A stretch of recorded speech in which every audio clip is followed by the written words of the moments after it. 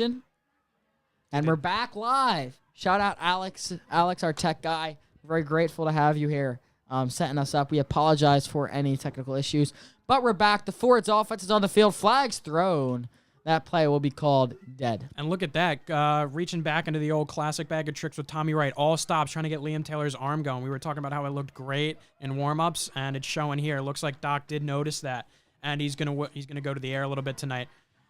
Assuming the weather doesn't get too crazy or no weather pattern shift, it should be a clear night. Got a nice little pink sunset here. Can't wait to see Liam Taylor air it out.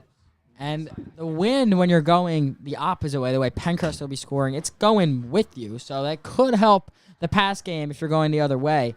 But we'll see what Liam Taylor and the Fords can do here. 1st and 5, ball on the 40. Heinrichs in motion. They go right to the run game this time. No gain at all. Shoemaker up the middle. It's been a common theme of this Ford season all year. Yeah, that was they thwarted him a little bit over there. I mean, in terms of the linemen for Pencrest, looks like Tristan Blair, Dan Lee, Eli Perilli all graduated last year, all varsity linemen, both sides of the ball, offensive line and defensive line. A lot of pieces lost. So there's a lot of underclassmen out there, not many seniors, I would say. Or excuse me, Tristan Blair still playing. If you look out there, you're going to can't teach size. For a 3rd and 3, balls on the 42. You got to think Coach Doherty's going to be pretty aggressive off the bat if they don't get this. We saw them do it at Garnet. First couple tries of the game, they had fourth down, and they converted almost every time. The conversion percentage last week was very impressive to me. And the way Liam Taylor ran the ball last week was the best I've ever seen. Heinrichs in motion, back again, and Liam Taylor is laid out with the football still in his hands. What a hit by the Pencrest defensive line. Looks like that's going to be John Fitzgerald, and he read him like a book. That is... Fords will down it, and I believe we're not live once again.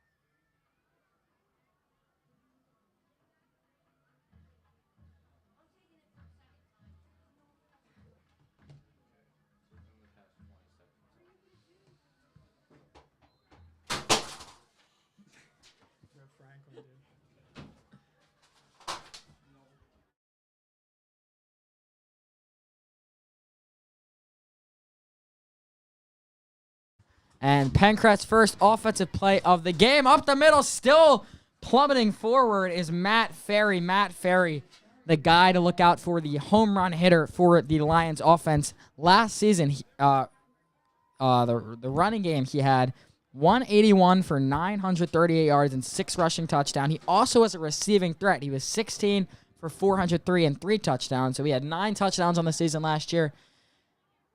Him and Malley will be the guys to look out for tonight. Yeah, 2 Matts in the backfield. A little bit of a 2-headed monster back there, and it would be 3 if Nico Tozy was going to be out there, but it looks like it's not. It's going to be Paul Graham. We'll see what he can do, but they're going to try to heavily rely on this run game. Yeah, I can't expect Graham to air the ball out much at all today just because of his injury and lack of experience playing, really. Definitely, yeah. Yeah, Coach Graham, I don't know if he's going to go too far in terms of the air with his own son, especially under the helm at quarterback, first varsity game. And Coach Paul Graham as well. Yeah, Coach Paul Graham got the Grahams. The Graham family trying to make an impact, trying to march on in here to Havertown, Pennsylvania. A lot of people out here in the stands. Oh, yeah. I was expecting it. I mean, we know the student section is going to be rowdy. It's the Red Out. They were hyping it up all week, selling shirts, selling rally towels. I'm sure they're loud. We'll hear about it during the fan of the day during halftime. But overall, parents showed out. Pencrest traveled pretty well also. It's chilly, though. It's windy, and who knows how much of a factor it'll play in the game itself. But for us in the stands, it's certainly something to keep in mind out for. Yeah, definitely going to need to get a sweatshirt for this one. 1st and 10. Ball on the 45. Graham under center. Malley and Ferry in the backfield. They'll go left. Still going up. The ball is out. And Julio will pick it up. That's a fumble. And Julio will fall to the ground and a turnover for the Fords. Undisciplined. Little bit of a slip there. Not something you want to see in Pencrest. I mean, come on, guys. That's something that has been worked on throughout camp. Countless drills. Every week the running backs are running drills to hold on to the ball. That is the number one priority if you're in the backfield, and just slipped away from him, and they got to be disappointed about that over there on the Pencrest sideline. Yeah, the ball kind of just popped out. It didn't even look like it was punched out or stripped out. It kind of just fell out. I don't know what happened there, but Ford's going to get the break. Buddy Kocher to the bottom of your screen here. Watch out for him. At some point, they might try to air it out to him on some sort of post route.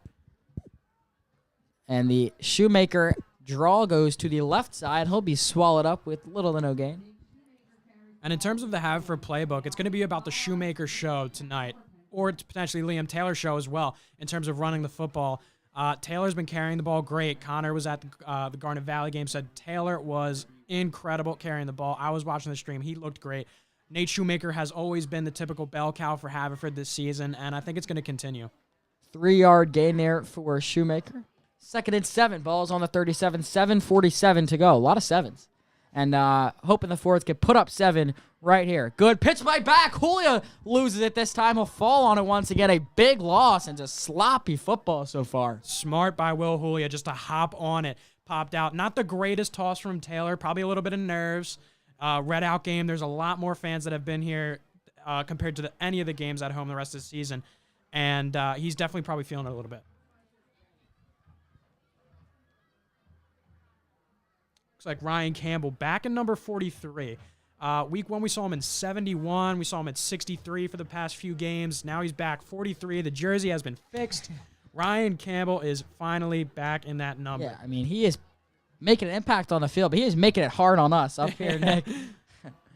3rd and 19. Ball on the 25. Liam Taylor's going to have to throw, and the defensive line, once again, that's Matt Malley just goes right through and just swallows him up. Yeah, it looks like the secondary was ready for that one as well. Looks like that's going to be 17 for, it looks like Anthony Koia. Anthony Koia was perfectly dropped back in coverage. He did not fall for the run. Jimmy Fasaro, it looked like that play was almost drawn up for him. Little post route across the top. Liam Taylor trying to show off the arm, but safeties for Pencrest were there. A 4th and 28. Not one you see very often, but Corbett will punt this one away. It'll head back towards the 50-yard line. Bounced once again, and it'll be down at about the 49. And speaking about Ryan Corbett, we heard earlier this week he was a little bit questionable, a little bit of a shoulder injury that was bugging him. And he is doing the punting, and he is playing O-line, not getting too many snaps on defense. But looks like 89, Ethan Horowitz, is going to be doing the kicking tonight. He's a soccer player, plays for Haverford Varsity Ford Soccer, and Coach Doc said, hey, come on, kick some field goals for me, and he did great, and it looks like they're going to send him out on the field. And sure, but Fords will get the ball back, not do anything on their turn, and it's back to Lions offense at the 50. Graham's going left. Still has it. He'll do the pitch, the option. Malley almost drops the ball, and Nick, this is just terrible football. Yeah, and honestly, I'm starting to think it's because of Graham. I mean, I saw running side, it looks like that was going to be a little bit of a triple option there. Tried to toss it over to his running back Malley, and it just didn't work. Just way over his head, just nowhere near his hands. And honestly, it's probably the nerves. He's a 10th grader. It's not easy to come out here as a sophomore and play varsity football. Liam Taylor's done a great job of it so far, and it's just tough. The nerves are here. The fans are cheering, and the whole school is watching. In this environment too, and you have this red out. And then the Fords will have a bye next week, and then you go right into Marple Newtown, right in the fight for life. We'll talk more about that at halftime and later on in this one. It's 2nd and 12. Graham, they go right up the middle. It's Ferry plummeting forward at about the 44-yard line. Matt Ferry looking like the bell cow tonight. I think Matt Maley and Matt Ferry both going to get a heavy dosage of Ford's defense. Let's see. Potentially Mike McGinley, Nate Shoemaker, and Andrew Knapp, as well as Jake Lisicki are going to be out there on the defensive side of the ball, part of the front 7 that are going to need to step up. And you see 77 now out there, Tristan Blair on the line, setting the tone for the run game. Graham takes it, and right up the middle once again. It'll be close to the line to gain. That's Ferry with it once again. It looks like they're favoring that left side of the line. Maybe it's because Blair is over there, but it looks like they're really finding room. That O-line is getting a great push over there against Corkery and Lisicki. And he is short of the first, but it'll bring up a 4th and 1. The ball is placed on the 40. You got to think they're just going to push it right up the left when you have a guy like Blair who could kind of just hold his ground. And they're going to shoot it right up the middle here and look to continue their drive. 4:52 to go in this first quarter. Graham barking orders to his running backs. They're going to go right this time. Ferry has it and more. That's a 6-yard game for the Lions.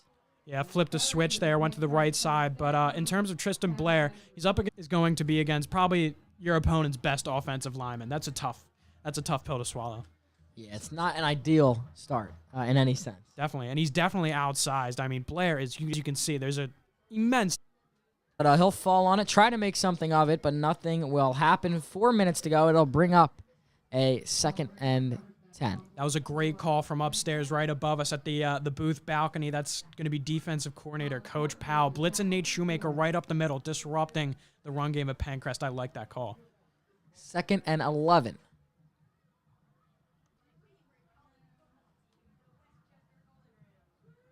Ferry and Malley still in the backfield.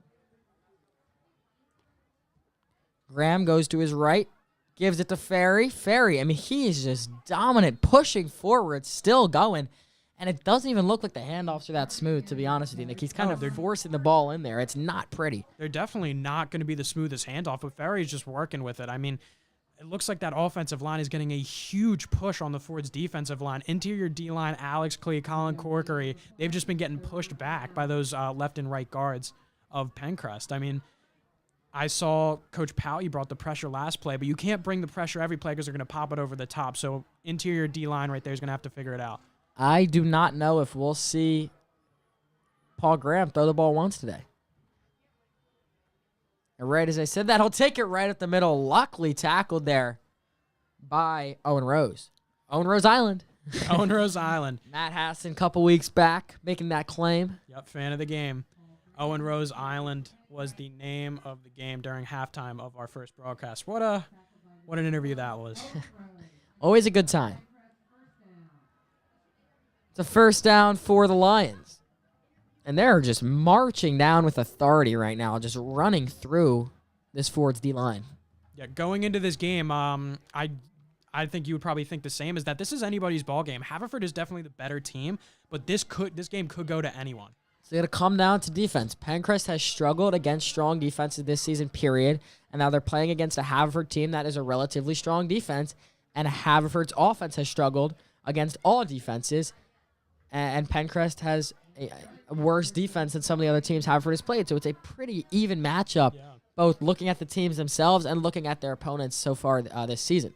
And if you're Coach Doc or Grabius, the hype man of the coaching staff, you gotta talk to your guys earlier in the week. Who's going to step up? There's going to be somebody in these stalemate matches. Somebody steps up and makes a play and wins it for the team. 2nd and 7. They'll go this time to Ferry once again, who cuts back left, going back right. Right hash will be taken down by Will Julia. Matt Ferry. He's going to end up with a whole lot of yards tonight, Nick. A whole lot of carries as well. I mean, he's going to be struggling to breathe by the end of this drive, and it's only the first quarter. He's going to be getting pounded all night long, and this Ford's defense is going to have to figure it out. I saw Coach Powell send a blitz right there on that back play, and it looks like Ferry kind of just bounced it outside, made a nice cut off field. But, I mean, that's something that could play out in the Ford's favor. Maybe not the first couple, the drives of the game when Ferry's completely dominant, but you can't expect this to be sustainable for the long term. So definitely not. 1st and 9. Miscue there. Not a pretty handoff at all. 38 seconds of counting in the first. And it looks like Graham is trying to adjust to the speed of varsity ball. He's been playing JV all season. You can just tell it because it looks like Ferry and Graham are just immediately, as the ball is snapped, they are off full speed, and Graham is just slow off the ball. And that's just the difference in speed between varsity and JV. It's a pretty big gap. Looks like the Lions will get one last play off here in the first quarter. 2nd and goal. Graham takes the snap. He goes to his left. Gives it to Ferry. Ferry is pushing forward. He's going to have a couple more to go as they will take the long walk to flip.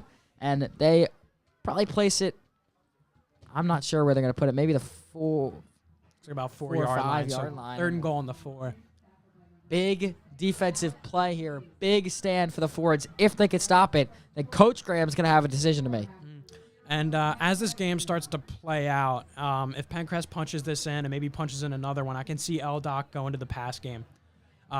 Taylor's arm looked great. He tried it right before on that first play. It was a little bit of a penalty, but honestly, I don't know if I agree with it. I think try to control the game tempo and push it down the field through the run game, but Doc is known to get a little bit pass happy sometimes when he's behind. We saw it against Conestoga. Lot of balls through the air.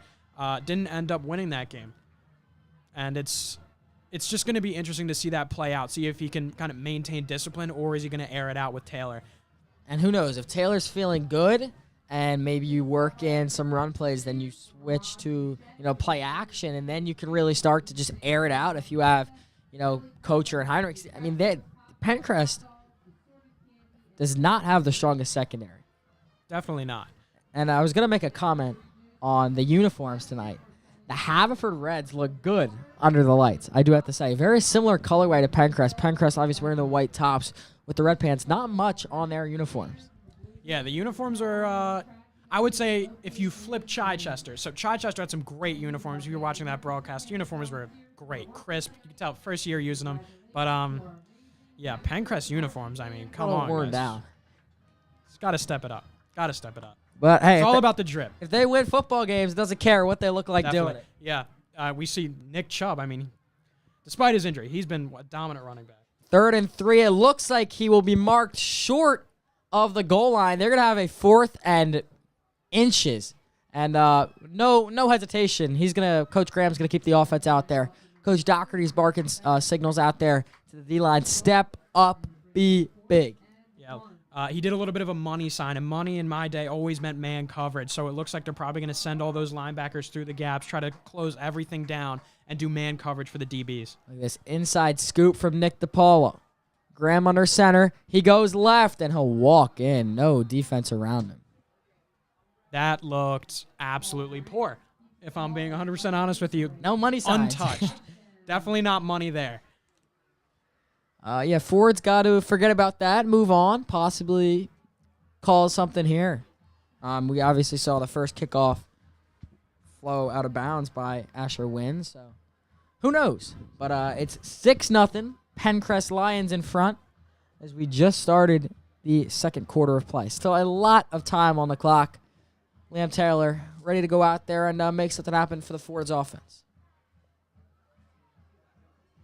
Snap, good hold, Wynn's kick is up and splits the uprights. A great extra point. It'll make it a 7-0 game here at AG Cornog Field. The home team Fords are trailing.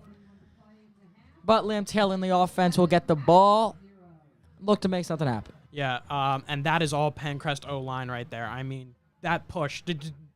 Haverford blitzed they blitzed all 3 other linebackers. Jake Lisicki was coming off the end, same with Mike McKinley on the other side, and literally offensive line at Pencrest did not budge one bit. Just completely stood tall and just ran it right down their throats. I mean, that's going to be a problem. If they can sustain drives like that all game, I don't think Haverford has any chance of winning. Asher Wynn back out there to kick this ball away. He struggled with the first kickoff just because of the wind. He couldn't get the ball to stay on the holder. Looks like they switched to a different tee. Looks like it's like that orange one has two little props on the back. It's easier to prop up in the wind. A short run up, something like almost as if he took the extra point steps for the kickoff as Kocher returns it, cuts up the middle as Asher Wynn, the kicker himself, will take down Buddy Kocher, who crosses over the 50-yard line. He's going to set up the offense with some solid field position. That's exactly what they needed. Buddy Kocher, great job. Nice cut up field, great vision. To set the Fords up in enemy territory to start the drive is going to be a great helping hand to Liam Taylor because he's probably going to need it tonight. This Pencrest defense, at least their front 7, besides excluding their secondary, looks pretty solid. Ball is placed on the 48. 48 yards to go to tie this game up.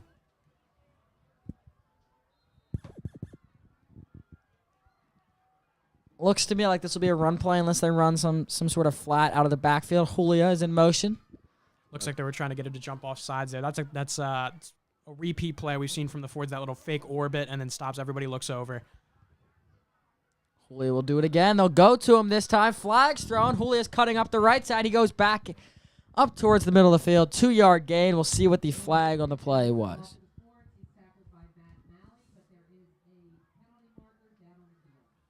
I'm assuming that one might be on Haverford. Looks like the referees are talking it over. Looks like they're gonna waive it. Wave the flag. Wave the penalty off, maybe? Yep, no flag. So it looks like a 1-yard game. Not a very generous spot at all. Definitely. But the Fords will have a 2nd and 9. It's like Owen Morris receiving the plays from Coach Doc and running it out to Taylor. That's something I haven't seen before. No, I haven't seen that either. Possibly just because of his speed. He could get it there quicker. But you're now going to have Morris on the far side of the field. Possibly something there. Deep zone coverage, about 11 yards off the ball. Nope, Taylor's going to take it himself. Try to cut up. He does. He breaks some tackles, falling towards the 40-yard line. Taylor eventually brought down. It should bring up a 3rd and a couple. Yeah, that was interesting. I've never seen a receiver get the play and relay it to the quarterback. Maybe it's just playbook stuff. I mean, because Liam Taylor is your best bet at quarterback, and Owen Morris continuing to take these calls. It's probably most likely because he's a senior. He knows the playbook more. I mean, I would say that's probably the best shout. I haven't really seen that before, especially in terms of Haverford play. 3rd and 2. Taylor looking back over to figure out what he should do. Coach Doherty. It's again that fake orbit play.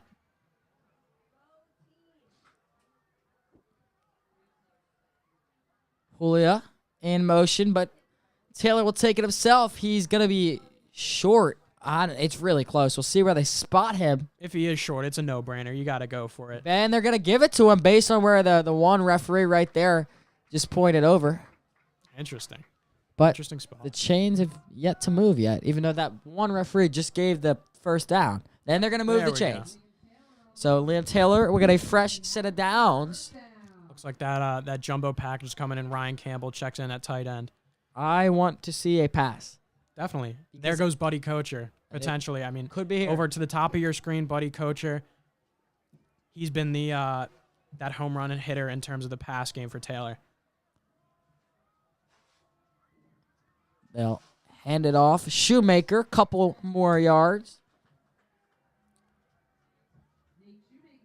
As we get closer to the end of the quarter, if Pancrest puts up some more points, I think Haverford's going to need to put a score up before halftime, or else they're going to be playing catch up. Yeah, and you never want to be in that position, especially at home against such a winnable team in a game that you have to win. I mean, again, you are 1-3 right now. You're a bottom team in the district record-wise and ranking-wise. You know how the PIAA committee does it. It's all based on how you win and everything like that. Taylor, 2 Lions on him, 3 Lions on him. He's taken down a loss of 3. And the O-line not helping Liam Taylor at all today. That's going to be DeJohn Fitzgerald once more. That's the second time he's been able to slip through there untouched. He has been watching film. I'm telling you, he has slipped through that O-line twice. He knows exactly what's coming. I'm sure Coach Grabius will have some wise words to say at the next break and then well in the halftime. 3rd and 10. It's going to set up interesting position if they don't get this. Looks like he's looking to air this one out. Taylor fires quick. That ball is dropped by Kocher. Although it was off target, I mean, not bad in terms of arm strength. Fired it right in there. Just got to get that one on target. Looks to me like Coach Dockert is going to keep the offense out there. You don't want to punt because who knows what Corbett can do, especially with his injury. It's way too far for a field goal, especially for a kicker who's never played a snap of football in his life. In Horowitz. So you got nothing else to do, but you got to pass the ball unless you could trust that Shoemaker could cut up the field for 10 yards. Heinrichs in motion. Taylor drops back. This is the play we saw him doing warm-ups. He has Fusaro caught in the end zone. Fords touchdown. Oh, my God, the tracking. Jimmy Fusaro, that's incredible. Over the shoulder in the bucket. Liam Taylor aired it out. Wasn't necessarily the best pass, but oh my word. And Jimmy Frisaro. unreal. That's got to be the best catch we've seen all season. Unreal. We saw one play like that last week at Garnet, a very similar play, the catch in double coverage. But we saw the same play in warm-ups, the same play we were watching. The fake, the play action, he takes the spin and the pivot back. He always has that receiver open. A beautiful play, a great play call. It's a 7-6 game, and the extra point is delayed, but it's good. We got a tie game here. Momentum is shifting in the Fords' direction. Wow. That catch was one for the highlight reel. I mean, you know how hard that is over the back shoulder in the middle of the field with a DB on your behind. I mean, come on. Incredible. A great throw, and Fusaro to haul that one in.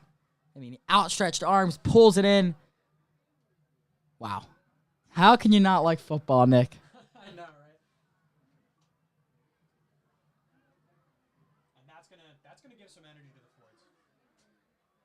Yeah, that's one, fairly certain way that you can, pump this team up and get ready for the defensive drive now. Yeah, Campbell is hyped up. You can see him. He's nodding his head. He's out there. He's ready to go do special teams, play kickoff. Same with Frankie Colbert. All these guys out there are hyped. The momentum is in the Fords' favor.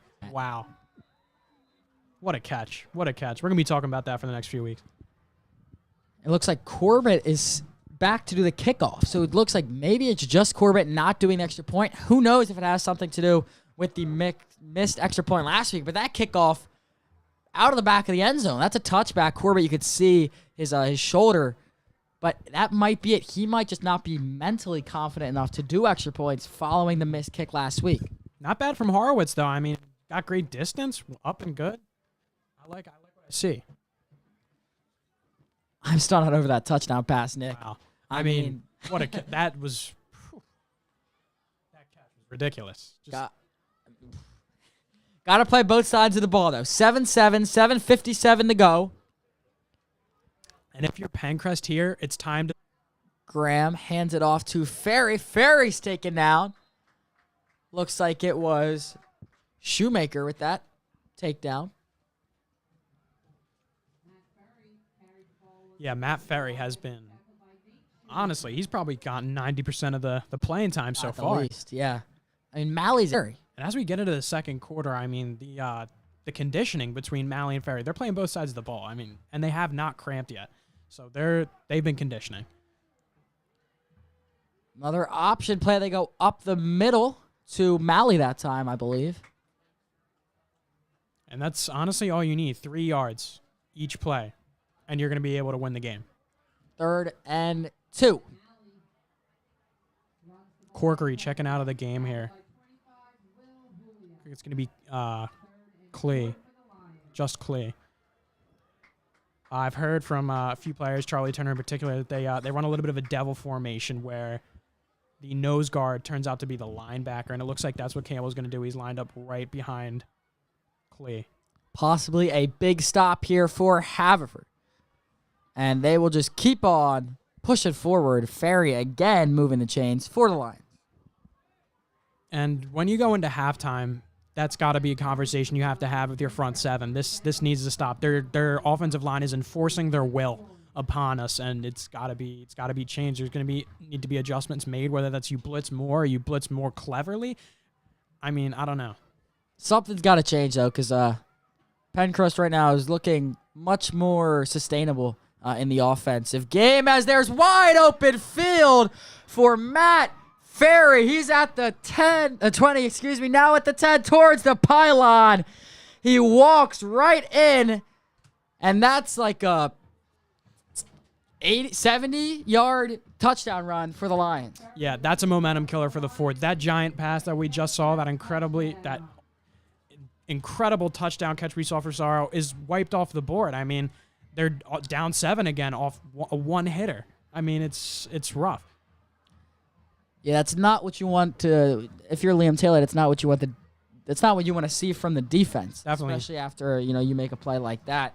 As we have after the extra point, we'll show you that one once again. And once you get to this, if you're Matt Ferry, it seems like once you get to the second level, it's almost over because the Fords secondary has been a little bit weaker this year compared to their front seven when talking about defense. And that offensive line is kind of enforcing their will upon the front seven of Haverford. It looks like they tried to blitz Shu off the back side there. Definitely didn't work. Ferry just completely, once he got past that front kind of level and moved up to level 2, it was over. He was gone. The coverage wasn't right. I mean, you're going to see it right here. I mean, he just gets past it and he keeps on going.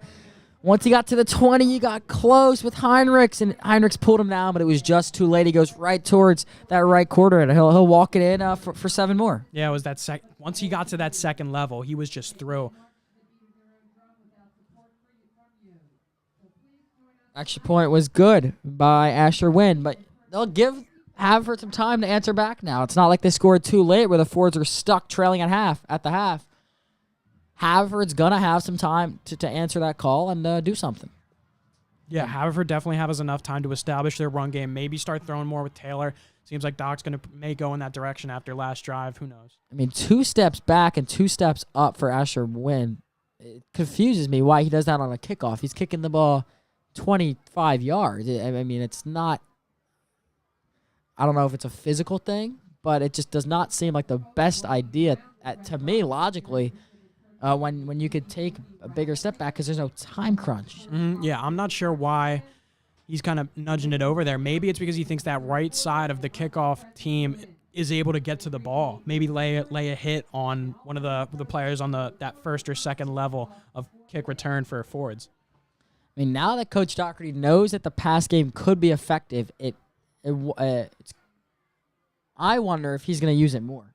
Yeah, I definitely do, and I think he will. I think he'll definitely go a little bit more to the air. Not necessarily right now, but I think it's in his back pocket. And it looks like he's actually going to go to it right here. Taylor looking up, but there's no one open, and he's swung down by Matt Malley. There he is again, Matt Malley. We talked about two-headed monster in the backfield, but it looks like he's doing it on both sides of the ball. Same with Ferry. Ferry's out there at DN creating pressure, pressuring Taylor out of the pocket there. 5:31 to go. It'll be a 2nd and 19.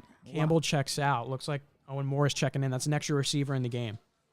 I mean, you talked about Coach Doherty getting pass happy, but who knows? Who knows what their game plan is here? Yeah, it looks like they're going to run the 2 wide receiver. You have Morris up on the far side and Kocher here on the near side sideline. And Keith Heinrichs down there on that wingback position. Yeah, Heinrichs back there too. This time, he didn't even have a chance to run the play. I mean, that's just. That's 56 again. That's DeJon Fitzgerald. That's the 3rd time. That's number 3 for DeJon Fitzgerald. Just completely ignoring the entire offensive line and getting in the backfield before the play even started. Yeah, Coach Grabius not going to be happy about that one. 3rd and 19, 4:42 to go.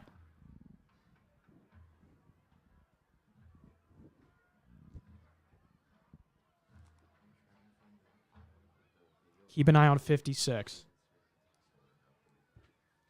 Taylor dropping back, pocket collapsing, throws it way up and way overthrown, about 5 yards overthrown from Fusaro and Heinrichs both down there. It was a look for sure, just overthrown, and it's not going to be completed. Yeah, definitely under duress. I mean, that's going to show the arm strength. I mean, he threw that ball.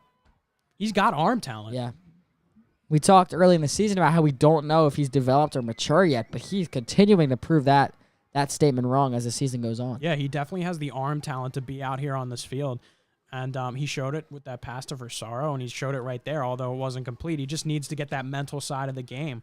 And it's something that impacted the game last week. He had a receiver open for a walk, touchdown that would have been able to be walked in late in the game, which could have at least given them the lead, if not won them the game, as the punt spirals back. A great punt back towards the 25, still rolling. I mean, injured Ryan Corbett's doing a heck of a job. Definitely. That shoulders definitely bother him, but he's kind of chugging it out there on the O-line. He hasn't played too much defense so far, but in terms of offensive side of the ball, he's been powering through.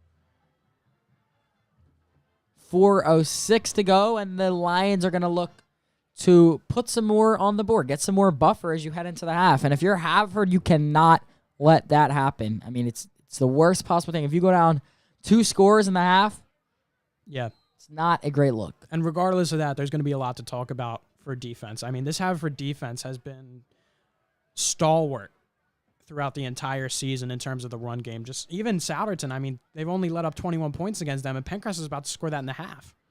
That time, Haverford's D-line looks to get a jump, but he's stopped, and they'll fall forward for about 4 yards. I don't know. When Pencrest came in here earlier, when I was walking into the AG Cornog field, they had juice. They were up. They were hyped. Had energy, and Haverford came out silent. And that's something that is often looked upon in a way that, that won't change the game. But the passion and enthusiasm, and at Souderton specific, I was on the sideline. I was taking pictures for the guys. Ryan Corbett stood out to me in the way he led this team. He hyped these guys up like I've never seen before. His passion, it's just pure. A gem or a diamond in the rough for Haverford. 3rd and 3. This is probably their third. Every single time they could just continue to go up the middle with Ferry and get it. And the Fords defense cannot do anything about it. Mm-hmm. It's that offensive line. I mean, they're built. Graham hands it off to Ferry. Who else? Ferry will just continue 10, 15 yards every single time he touches the ball. A little bit of a stiff arm there to Shoemaker. He got driven into the ground. Ferry showing off the strength. I mean, the power of that run is ridiculous. It'll set him up with 2:18 to go with a brand new set of downs. Looks like Buddy Kocher is going to step up to the line of scrimmage here from his nickel position. Who knows? You got to switch up something because what they have isn't working. Graham trying to push off his own teammate. Now there's 6'4" to take him down. Yeah, that's just probably a miscue there. I mean, ran the wrong play. He's still it's his first varsity start, and he definitely didn't get the right play there. From teammates is just as important as fighting through the injuries. And he'll try to run up. He thought he had a hole in the collapsing pocket, but he will get taken down. Looks like it's Owen Rose who was in there. A couple other guys. Corkery was in there as well. Right into Colin Corkery. I mean, that's definitely not a good sight if you're Paul Graham running right into one of the biggest defensive linemen at Haverford having. 3rd and 13 with 1 minute to go. You gotta wonder what the play call is here. Yeah, I would vouch for maybe the air. I mean, he hasn't thrown a pass yet today. Maybe we see it first. Maybe we heard from our insider Max Capello that the defense was looking for a pick tonight. That secondary was looking to sit back and get a turnover. So we'll see if that's the opportunity they try to take here. But, I mean, the way Ferry's been running the ball, just even up the middle, he's not even doing these draws, counters. He's going right up the middle, like a halfback drive. Coach Graham's put out the Madden playbook. He's just pressing A on coach suggestions every single play, and it's working out so far for the line. Just running between the tackles, and it's been working. We'll see what they do. They have Asher Wynn here on the near side, another receiver up top. 1:06 to go. Graham drops back. He's looking to his right. He's scrambling. Pops out left. He's rolling out. He's going to keep moving forward. He's going to be short of the first. Ooh, a little bit of a late hit there. And Coach Doherty screaming. Kyle Cunningham, late hit. And it looks like they're not going to flag him for it. That's poor. I mean, Coach Doherty is going after him. Yeah, and it looks like referees are conversing. And it looks like they are going to throw the flag. Late hit.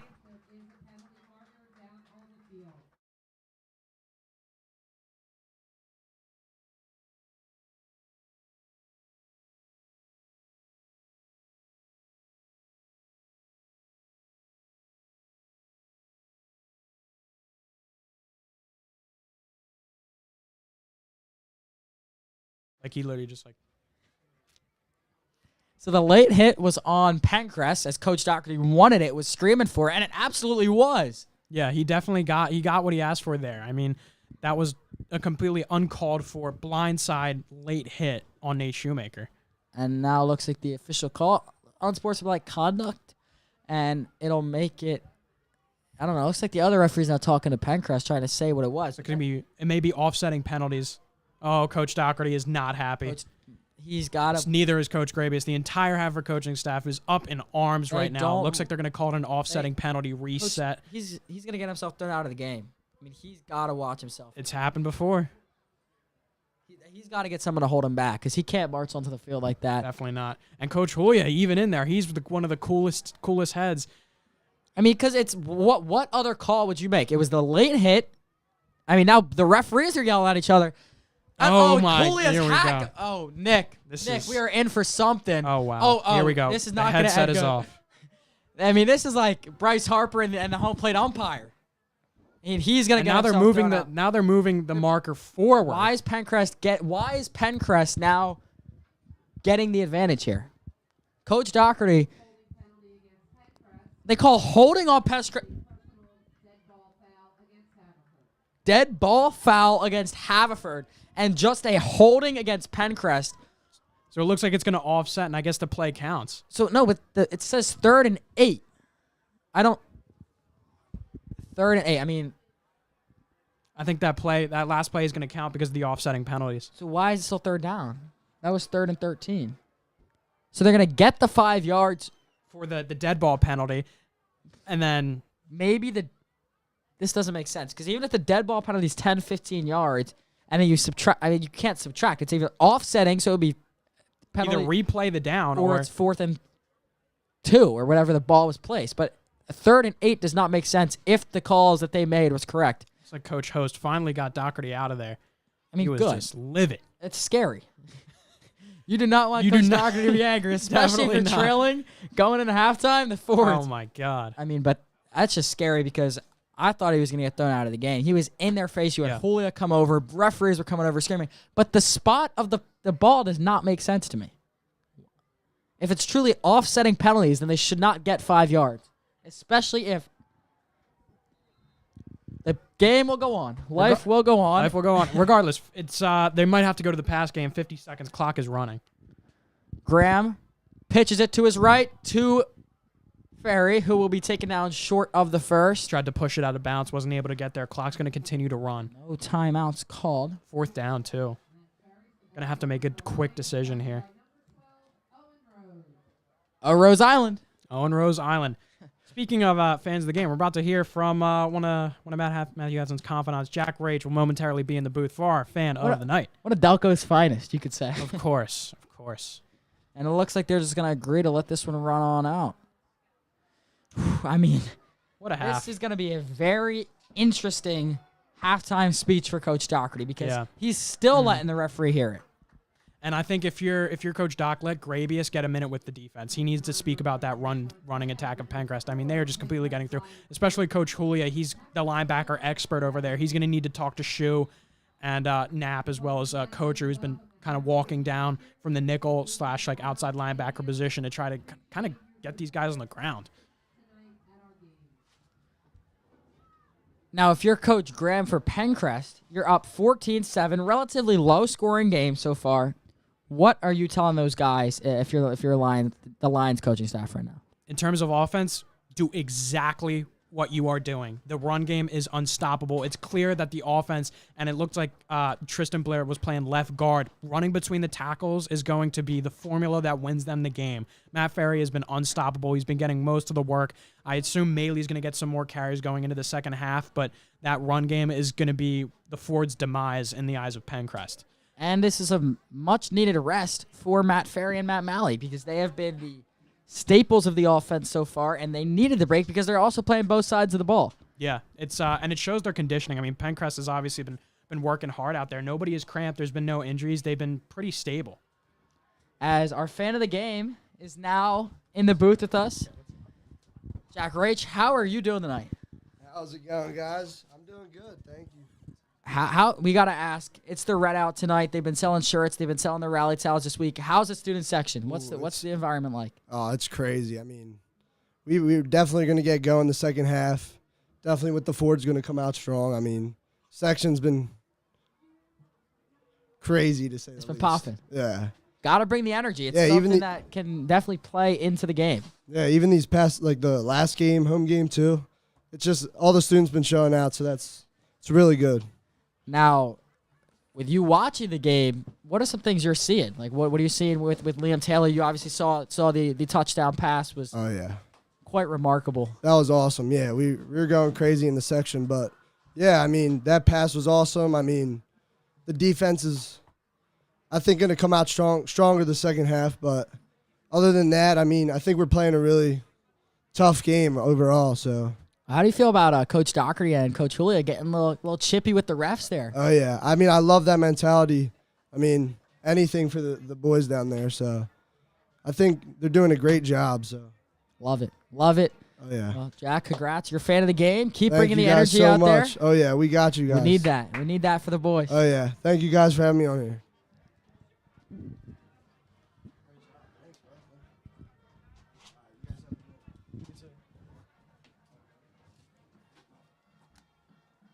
Quote, anything out there for the boys, or anything for the boys out there Anything in for the boys out regard there. to Coach Dockery and Coach Love that. Julia's Love that. Jack Rach.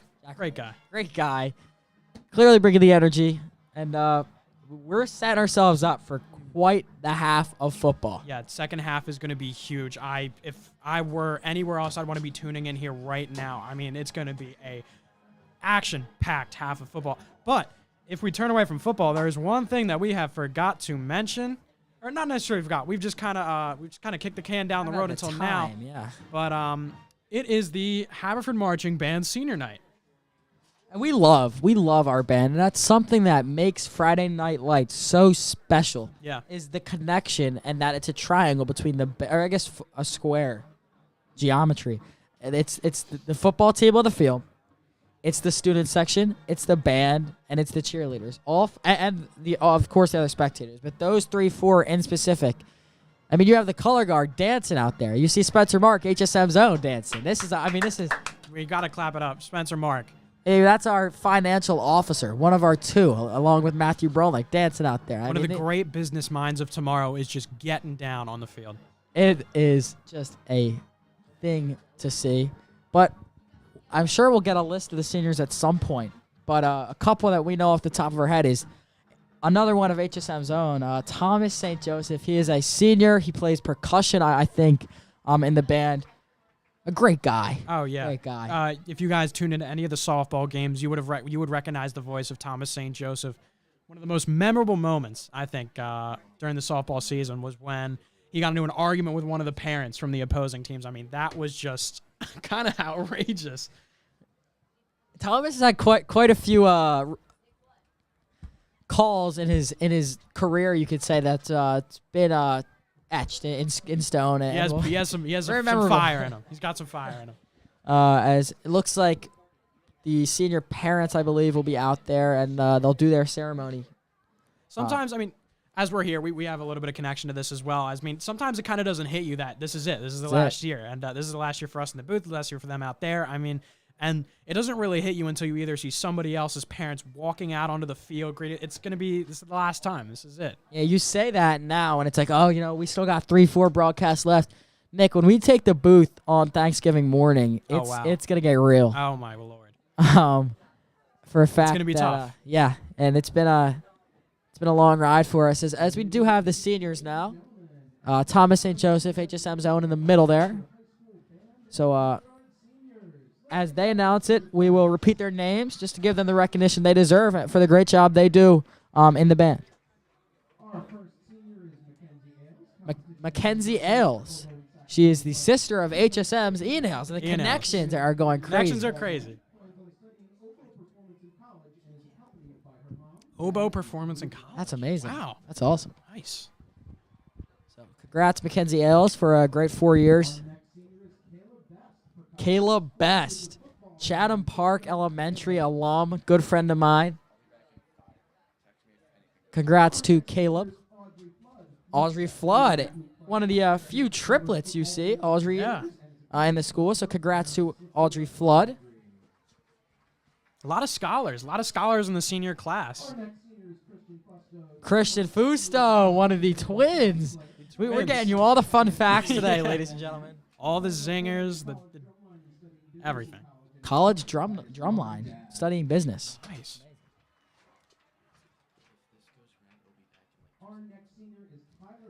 Tyler Gill, another good friend of mine. 4 years of comp band is amazing. If you guys don't know, the competition band is separate from the football band.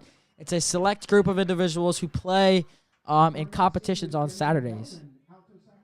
It's a big commitment, the band, because you have to be here. It's first part, it's a grade in school. It's a class, and then you have to come out here as part of your class to do football, and then you can do competition band. It's a lot. It's a huge commitment, and it just shows that they really do love being out here. Like,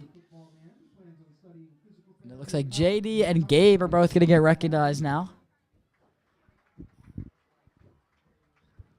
Congrats to them. Abby Kelly, congrats to Abby. Fashion design. Okay. Maybe she could design some new uniforms for some other such maybe she elite can design teams. some new uniforms for the Pencrest team. That would be outstanding. I missed that name. Apologize, missed that name. Mr. Gittleman in the booth.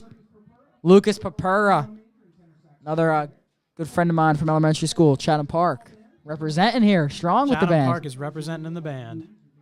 Where'd you go, Nick? Coopertown. I was a okay. Coopertown guy. That was the rowdiest of the bunch. I think if you have one floor and no AC, it just gets rough. Health Sciences. That's great, Sciences. too. Congrats. It's like that was Tess Yasko. Tess Yasko. Thomas St. Joseph. Surrounded by his family. Great people, all of them. I had the pleasure of talking to Mr. St. Joseph pregame. It's amazing. A lot of STEM. I love that. I'm a big STEM guy.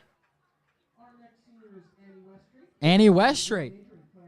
I get to sit and talk to Thomas and Annie both in homeroom, Mr. Cavilia's class. So congrats to both Thomas and Annie. That's the next to Annie and AP Chem. The energy is There. uncorked. Super energetic person. That's amazing.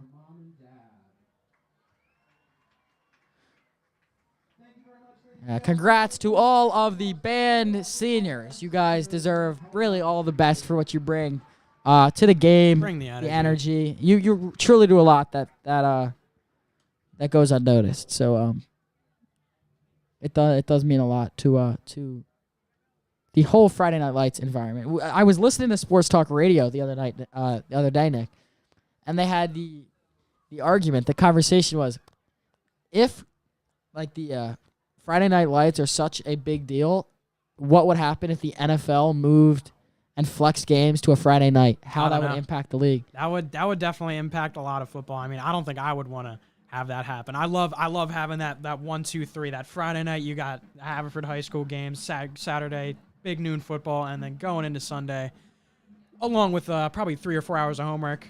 Yeah, would be the NFL. You start the Sunday night football song comes on and you realize you got 3 assignments due at 11:59 and you need like 20 points from your kicker in fantasy, and it makes for quite the night for Sundays in the fall, but it's always a good time. And I think that Friday Night Lights is so special. Oh yeah, in so many ways, and truly how it connects the entire town, and the entire groups of people come out. Alumni come out. We talked to a guy last year at Conestoga.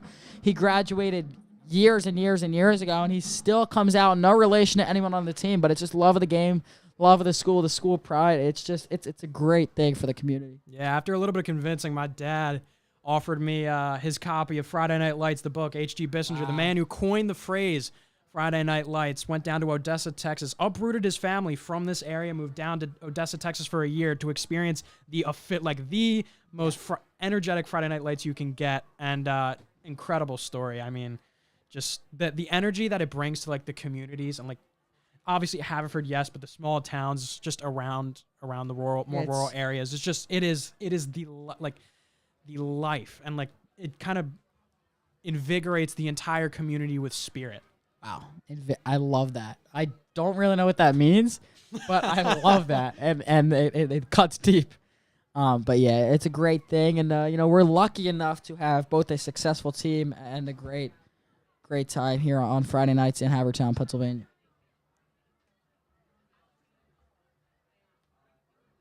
What a day.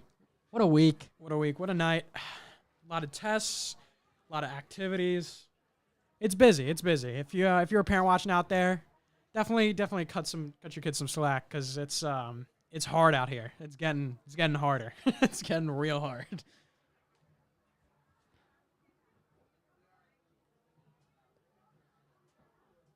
So I think we'll take a quick break and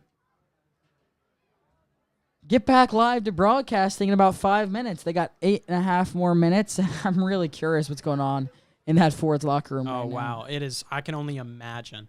I can't wait to talk to some of the guys after the game and sort of get insight on what the coaching staff said and what their attitude was like. You're only down 1. Like you're very much in this ball game. Hold up, we have a little band collaboration. We might have to stay on the mics for this. Oh, wow. Looks like you got the drummers of the Fords and the Lions coming together. I don't think you can see, and I'm not trained in technology, but I mean, you guys got to see this. Oh no, I wouldn't do it. I'm not gonna touch the computer. We had an incident earlier where one flick of the camera knocked out a cord, which knocked out another cord, which knocked down the entire computer system. Hey, little Mary had a little lamb action. Wow. Yeah, you guys can't see it, and I can't figure out how to turn it off. And I don't want to mess anything up, but maybe you guys can hear it. They got a little collaboration. This is what it's about, Nick. This is what it's about. We hope you guys can hear it.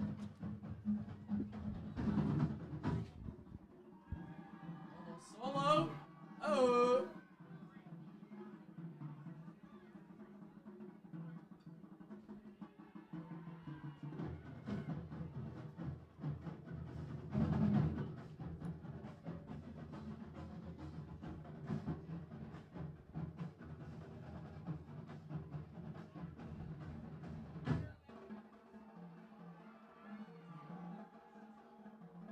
How is anybody? I figured it out. Oh, the camera is not on them, but you guys can at least see the field now. How is anybody gonna follow up that solo? That was incredible. This is just the band, man. Love it. I mean, and you get into college, and it gets even more. I kind of wish, like, you got like the whatever the Eagles drummers are, Eagles drum line, but you gotta have a bigger band than that. I feel like that would just make the environment, the NFL game, so much better. And they're just having fun. You got a big weekend. You said big noon kickoff. You got a big weekend of college football coming up. Oh, yeah.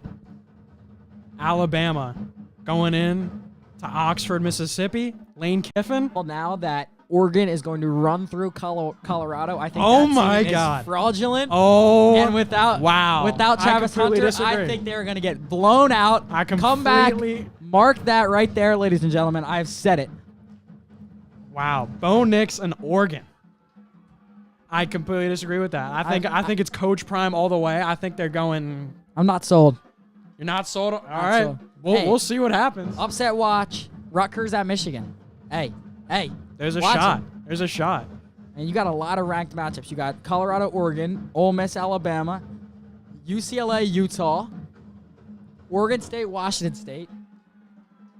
And, you got Ohio State, Notre Dame is a game to watch. That's a good game. Battle between Kyle McCord, who's actually from the area, along with Marvin Harrison Jr., who's a bit more popular. But Kyle McCord, St. Joe's prep quarterback for 4 years, and ended up getting his opportunity at Ohio State. And the game I'm most looking forward to watching is the whiteout, man.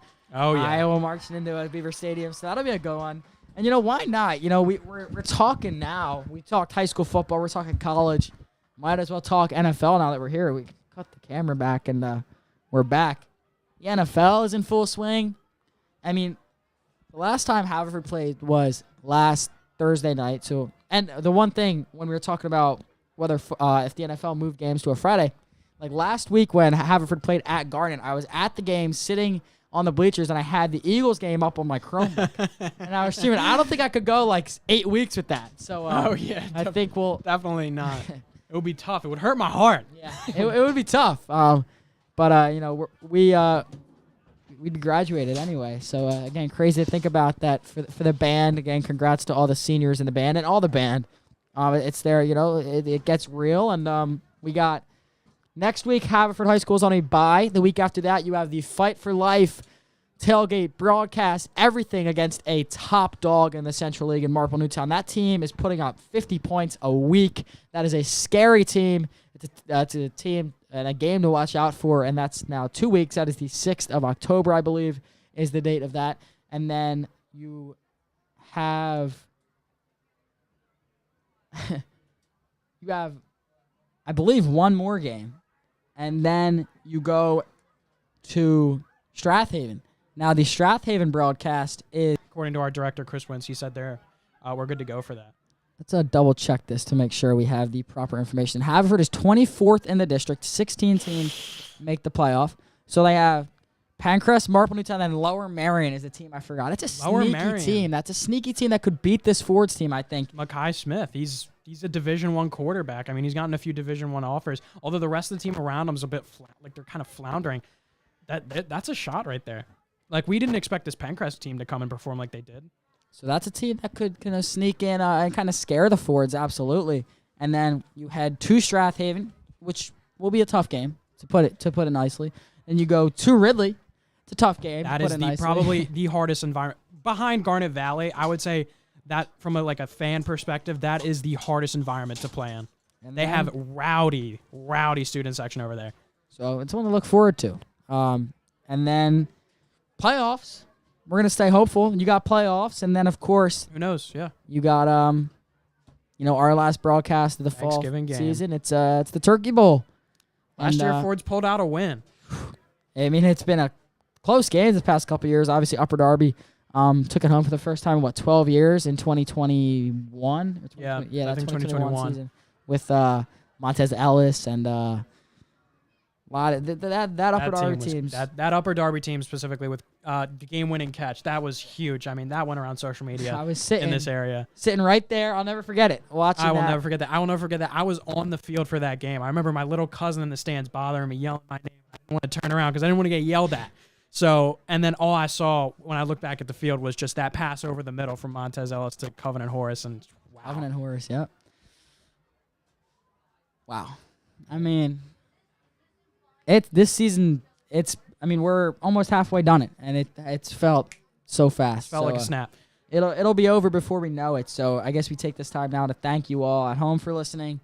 We thank the school board, the Haverford Athletics, all the administration, especially Mr. DeCina and Mr. Minji, who truly make everything happen inside and out. They make these broadcasts happen, and all the guys and girls in the club who do so much. You know, we can't do it without them. We can't do it without Alex. Alex, our tech guy. It's just...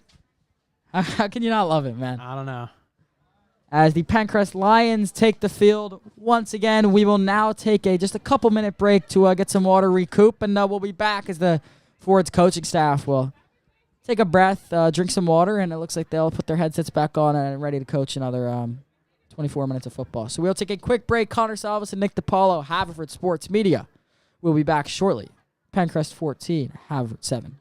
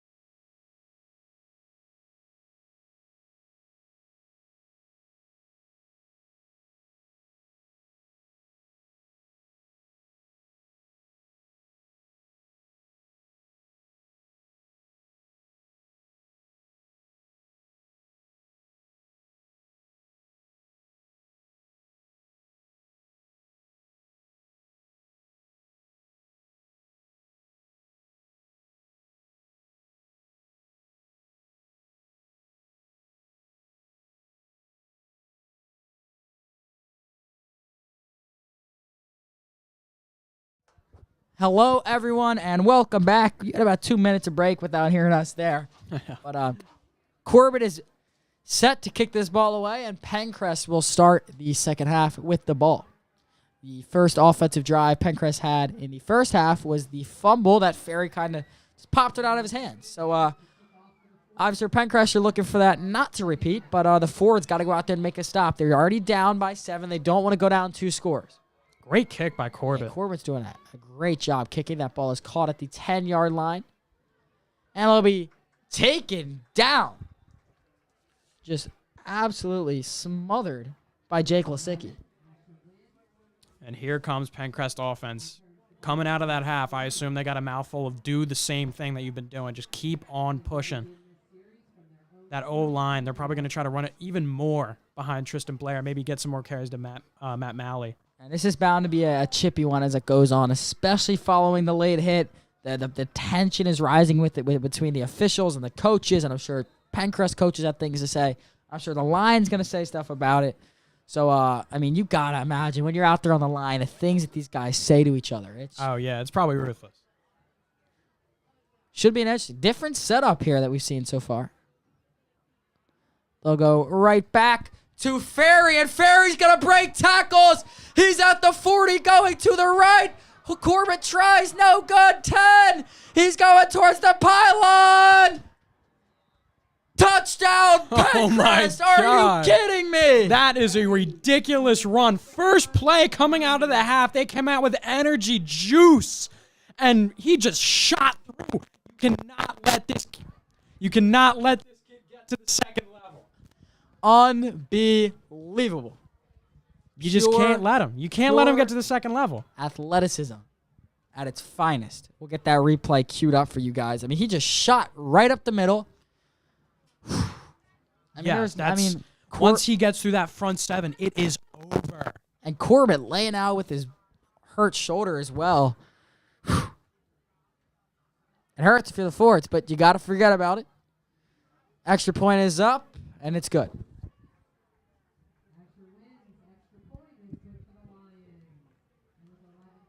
Here's the replay of that.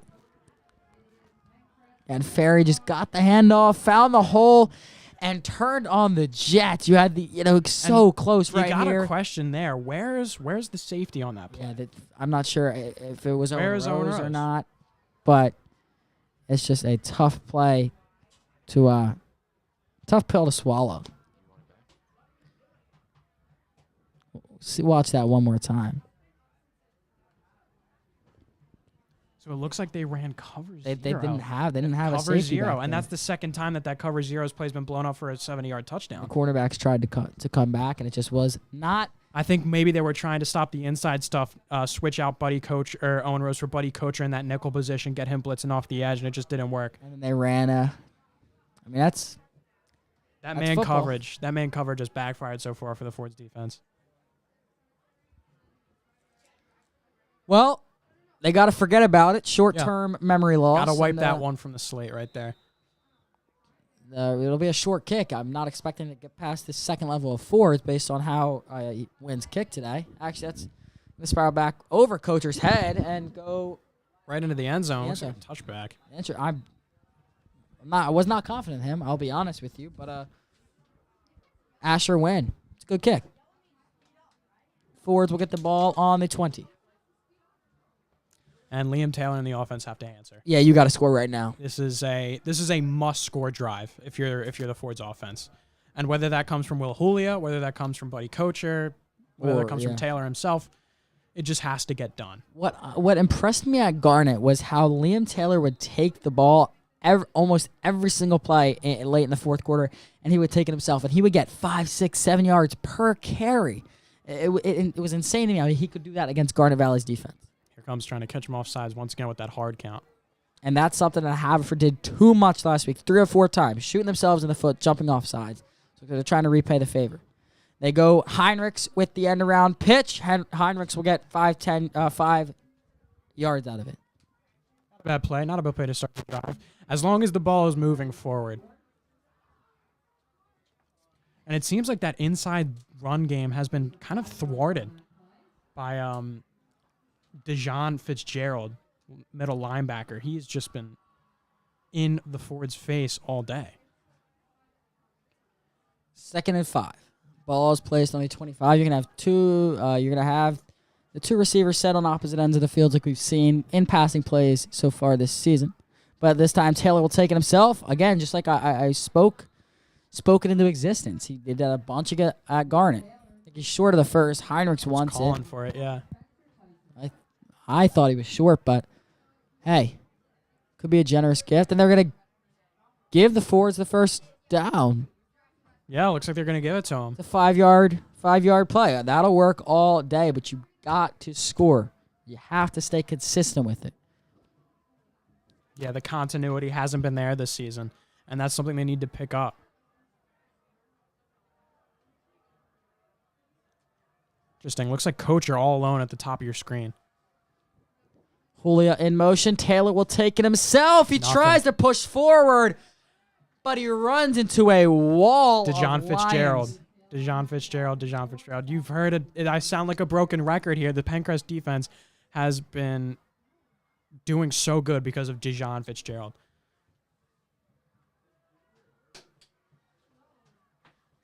We're gonna have a very special guest come up into the booth shortly here. One of the names we just mentioned of a band senior in Thomas St. Joseph will be coming up here. So be ready for that, ladies and gentlemen. There Matt Malley. They're just catching him right off the bat. There's nowhere you can go. That's not anybody in the offense's fault. At a point, you kind of have to question the play calling here. It looks like it almost looks like they have their plays. Yeah. I mean, they're reading this, and the Ford's defense is not doing the same. They have now a 3rd and long with 10 minutes to go in this 3rd quarter. 3rd and long, and Coacher's checked out. You're going to have Fusara go up far side, but you don't have anyone. Morris is not in the game. So I'm thinking he's going to go to the ground here. No, I apologize. Play action. Taylor's now rolling to his left. He's going to go up the sideline. Flag He's thrown. got Julia as a blocker, and he runs over a defender. He's going to get in the face. Look at Liam Taylor talking that. I don't know. I think that one might come back here. Flag in the backfield. Taylor getting chippy, though. Oh, yeah. What did I tell you? He's got that fire. What did I tell you? This is going to get interesting. But Someone heard what the coaches said in the locker room. We know who it is. You saw Asher Wynn sort of make a gesture towards the Ford sideline there after the flags are thrown. So, and it looks like that one is coming back. it's gonna be a chippy, disrespectful second half. As here comes the man of the hour, Thomas St. Joseph. Thomas, how are you? Good. How are you, Connor? We're great. We just talked about you Oh, thank you. during the senior night segment and how you're HSM's finest, and you're just amazing. But what are you seeing out there? Loving the semi-wishbone that it looks like, right? Big play here, 3rd and 23. Taylor drops back, rolling to his right. He escapes out of that pressure, cutting it, and more Lions fall around him. Looks Wow. like flags are thrown all over the place. Maybe something late there. Definitely something later. Looks Unsportsmanlike like Pancras is conduct. calling for a safety. I don't know. Definitely. No. That's definitely not right. The ball's at the 6-yard line. What do you mean safety? But it looks like the flags are now picked up. Yeah. Yeah, Thomas, it's been a very chippy game. Yeah. It looked like that. I heard when I was running over, all the cheerleaders were celebrating. Did that get called back? It did get Yeah, called that play back. got called back. That's Taylor got in the face of the opposition there. That's his 1st and 6. That's And this is it. This could be sealing it for. I mean, Pancras just came out here and absolutely dominated. We haven't seen this from them all season. 1st and 6. what? Oh, it's Pancras ball. Pancras ball, 1st and goal. Yeah, so this game, just as close as it was so in reach, and just as fast, it's now out of reach. The And that's pitch play gonna be right back to walk-in Ferry. touchdown. What is that? That's his 3rd of the night. Start of the night. 3rd of the night, and he has been kryptonite for the Ford's defense. Yeah, the route is on here at AG Cornog Field. Nothing. I mean, there's no words for that. I mean, we did not expect this Pancras team to come out here to play like that, especially with their quarterback injured. This is number 2. yeah, we came over into here- this game prepping for it to be Nico Tosi the entire time, and you know, how much of a different type of threat he is than Paul Graham out there, and that he can run the ball too. So it changes up their option that much because you can tell Graham is not very mobile I mean, at this point, do you even want to go back? How this team is cruising. against a top defense too. Like this Fords defense is a Yeah, good defense. they're definitely not to be scoffed at. Something I've kind of picked up on throughout the past, well, it's now week 5. Week 5, right? Because I've been to 4 of the 5 games with the band. And Ford's defense has been tremendous. But the key to how they were stopping Garnet, sorry, wrong team. Garnet was generally that Garnet was trying to air it out, and the pass defense seems much better than the run defenses like today. That's all I'm going to say, right? Obviously, no one's throwing it because the wind is whipping out there. And it's backup quarterback. That too. This Yeah. kid is not very experienced compared to. I mean, neither is Tazi, to be fair. Yeah, I mean, yeah, that's.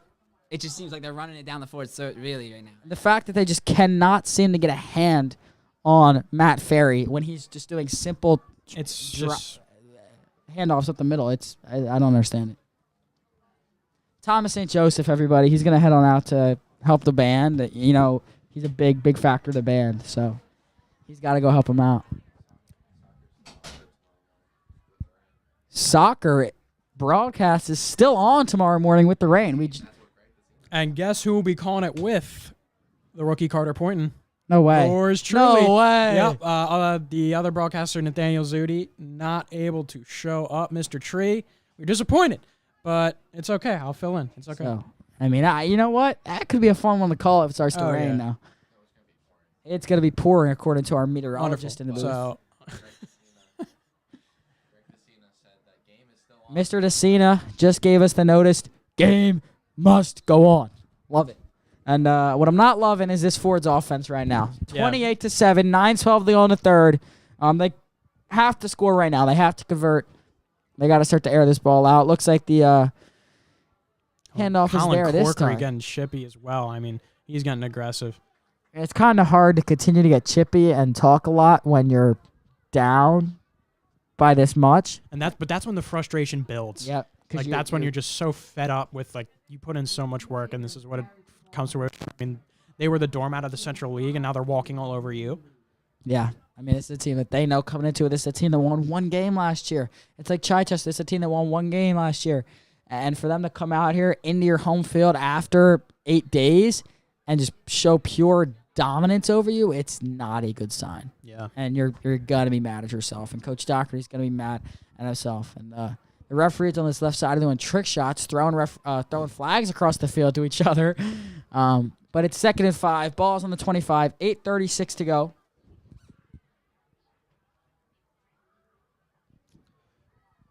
Drop back. Taylor looking quick to his right, caught by Kocher. That's a first down and 5 more. John Fitzgerald in there on the tackle. And looks like they're saying that they have the ball. What? I mean, you could see Coach Graham over there is yelling for the ball. There's no way. I'm not sure if they're calling fumble. Look at them. All the defense is calling for a fumble, They're saying that's theirs. and all the Ford's offense is still out there. They know it. The Ford's offense is just about to break the play, and nope, referees are going to stop. No, they're going to say keep pushing Yeah, forward. they're going to say keep pushing forward, yep. Jimmy Fasaro at the bottom of your screen alone. I think this is where Doc gets pass happy. Again, deep zone coverage. Well, Taylor's going to take it himself, try to shoot up the middle. He's got no game. He's laying on the ground I mean, as he strips the ball out, but an effort's an effort. At a point where you're up 28-7, do you really need to be stripping the ball as much as you are? Like, Especially when he's laying on the ground. That's just disrespectful. yeah. Yeah, this game has gotten pretty heated between the two teams. Yeah, and it's gotten out of hand for the Fords. As Owen Morris will check in for Fusaro. Jamie Fusaro. What you're going to do? 2nd and 9 here. You got Morris one-on-one. Julia in the backfield, it looks like. Looks like Sean Banson one-on-one with Shoemaker. Owen Morris. It looks like Taylor's going to do the pitch to Heinrichs. Heinrichs tries to go inside, but he Wrapped is up. wrapped up. Looks like Eli Pirelli with the tackle. Eli Pro. So I think that means that during my prepping for this game, I read their website wrong. I think I so, thought too. that Tristan Blair and Eli Pirelli and the other name, Dan Lay. Dan Lay, were all gone, that they had graduated. But it looks like They're the they were current key seniors. returners, not key pieces lost. Danley is still out there, number 55. I don't know if he's currently on the field, but he is on the roster. It's interesting. One chem test can ruin your entire day. Your entire day. Taylor fires. Caught by Fusaro going upfield. He'll be short of the first. Still pushed out of bounds. This game's getting more and more chippy as it goes on. And Coach Doherty's got to go for it here. You're going to have a This is fourth and 4 or 5, and you got to pull something fun out of the playbook. Yeah, here. there's virtually no shot if you walk into the fourth quarter down 4 scores. Or 3 scores, excuse me. Morris again relaying the play call. 4th and 3. 3 yards should not be hard. This team has done it a lot of times before, especially at Garnet, which is so weird to me how this team can go from playing so well at Garnet Valley to playing so poor at a home game like I this. think it's the difference with the Taylor dropping back in the pocket, collapses, and he's thrown down. Number 66, Ben Kaufman with the sack. A huge loss of yards and Wow. a turnover on downs. And just like that, the Fords are going quietly into the night. the breath of the Fords is just ripped out, and Pencrest is just taking full advantage of the weakness. That's something. When I walked into this stadium, yeah, Pencrest had the juice. Haverford came out silent. They had the energy, but I did not think that I was going to end up looking like this. Yeah, I mean, when I'm in school, I'm in lunch, I have people come up to me, I'm sure you do too. Yeah, what do you think tonight? Who's going to win? And my response was, I think it's going to be a really good game. Pencrest is a 2-2 team who struggled against top teams in the league, and Haverford's a 1-3 team who hasn't lost a game by more than 4 points. I think it's a relatively even battle, and it's going to come down to which defense can perform. And right now, it's just Ferry who's running all over this Ford's offense. Once again, he's getting 8 yards. It takes 4 guys to get him down. That's what this game And has they're come running down to. right behind number 77, Tristan Blair. They are right up his alley. And you can't stop. I mean, what else are you going to do if you're the Fords defense? You have been walked all over. We talked about when we entered this season about the undersized O-line in terms of like weight, mass. Yeah, they got height, but do they have the weight or like the strength to compete with these bigger guys, people like Tristan Blair? And right now, it's saying Tristan Blair's saying no, they cannot compete with me. Oh, botched snap once again. There's now a pile of humanity. I'm sure the Lions will come out with it. But, hey, there's some life in that defense still. Yeah, second, it looks like they're going to be 3rd and short here. I mean, if you're Pencrest head coach Graham, you got to be out of your mind to throw a pass here. Your run game has been the reason why you're up 3 scores, especially Matt Ferry. I mean, what a game. I mean, there's going to be an article on Delco Times about this game tomorrow, and it's going to be 100%. all about Matt Ferry. He's going to be writing the headline. Ferry runs all over Ford's defense as Pencrest routes Haverford. I can see it You in can my imagine head. the headline. I can see it in my head as we speak. 1st and 10.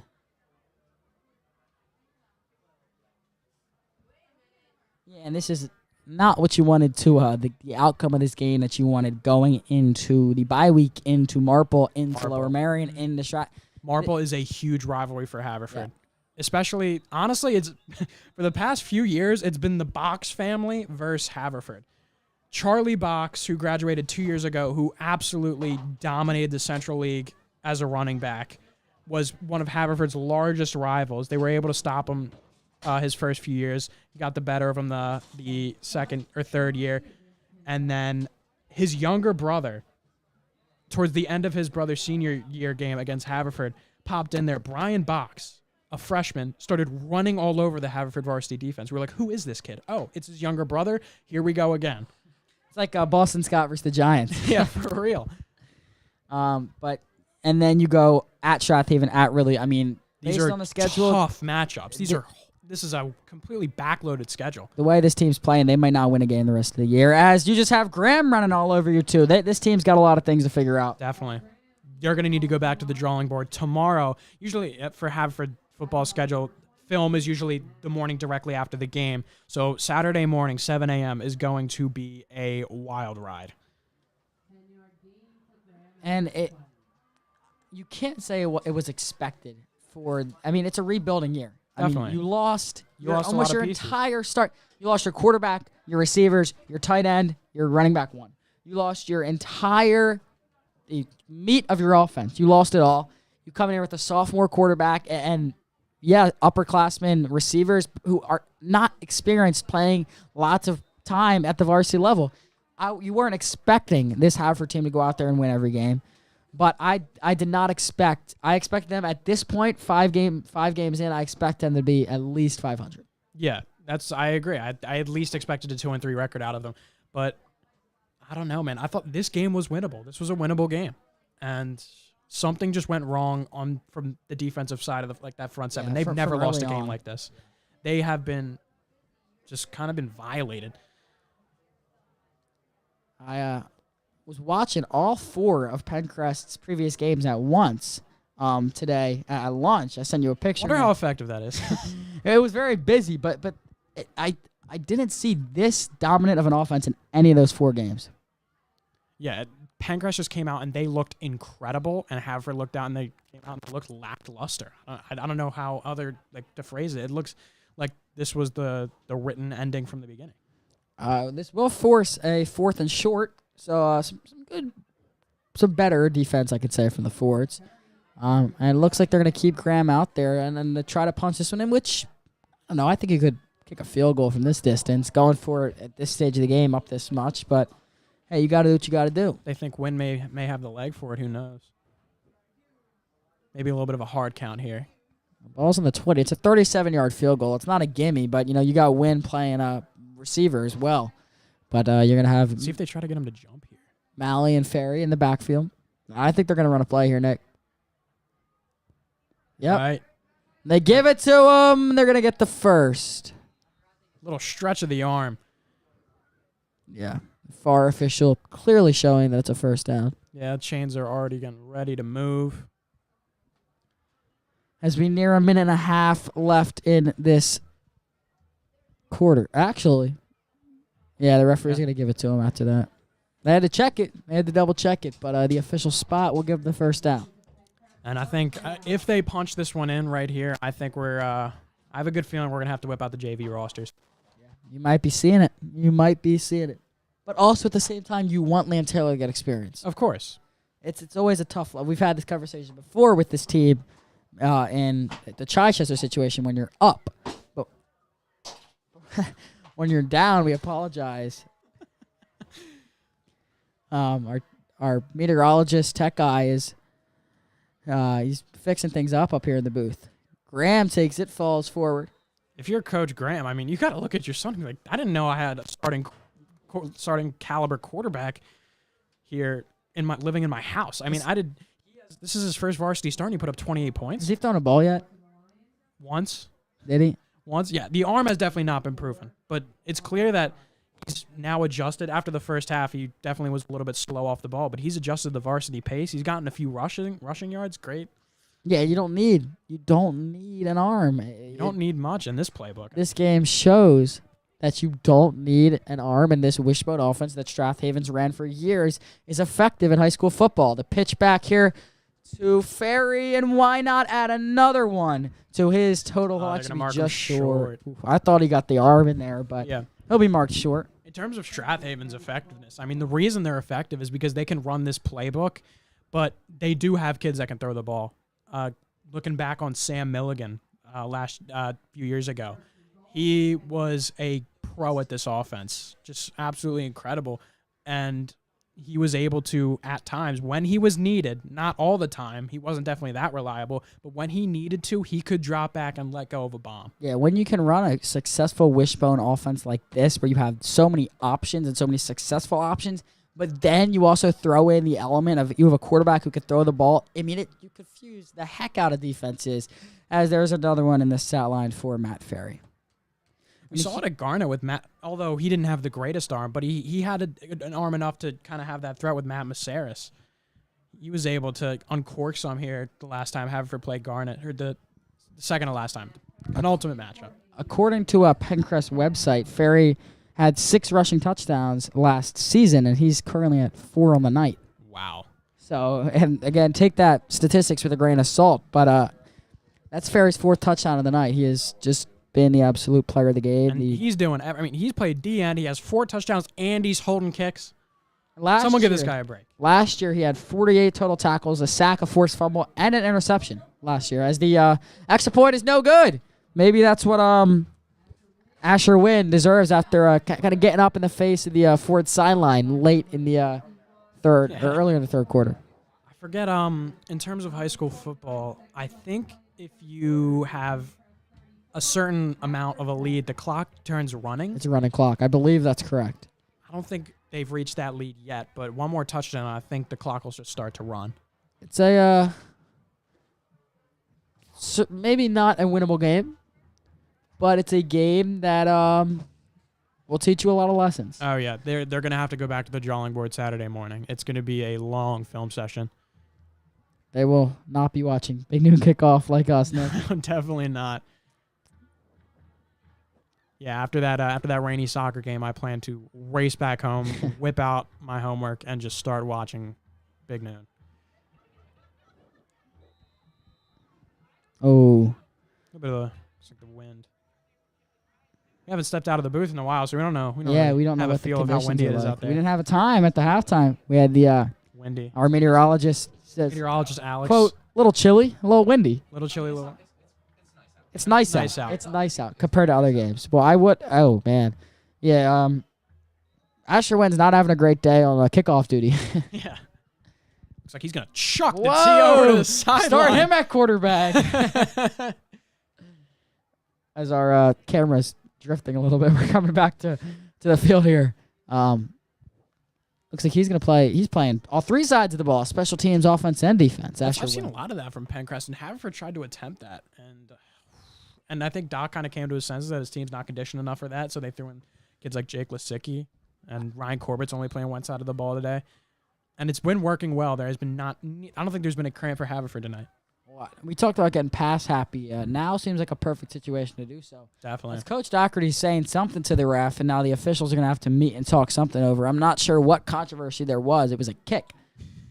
But Who knows? Coach Doherty's got something, so we'll see what they say. And Varsity O is staying out there. They are gonna. I think they're. Depending on if Pencrest doesn't score anymore, I think they're gonna finish this game. Yeah, I think so too, just to get experience. Again, you got 2 weeks now. You got the bye, but you got Marple Newtown coming up. Yeah, this is a great week to have a bye because they're really gonna need to recoup and kind of question what happened here. Taylor pitches it back. Heinrichs misses it, and eventually ran Bats out it of bounds. And Varsity, it's all falling apart in terms like for the Haverford offense at this point. I mean, yeah, this game is basically chalk this one up as a loss. Go back to film Saturday morning and rehash this entire thing and basically decipher what went wrong. change it is a all start. up, and you got a team that could very well put up 50, 60 points on you in 2 Fridays, and the biggest game of the year, the Fight for Life. We'll talk about it, that night. It's always a big game. We had the absolute privilege and pleasure both of having Mansfield last year come down and That was a fun one. and do it. It was a great game. No flags. Looked to me like you jump, but Taylor fires, caught by Kocher. He's timing that out perfectly. That's DeJon Fitzgerald. Wow. I mean, he is literally perfect as he Yep. crosses the line of scrimmage. Like, Even I said I don't know how it wasn't a flag. It's because it's that to his 10th of a second. He's on it. He's just He's getting right some through. read from someone or something. someone's tipping. There's yep. got to be something. It's one There's of the got to be something. linemen that he's or on. something. Because he is at a running start from 5 yards in front of the ball, and he is through the O-line when the ball is snapped.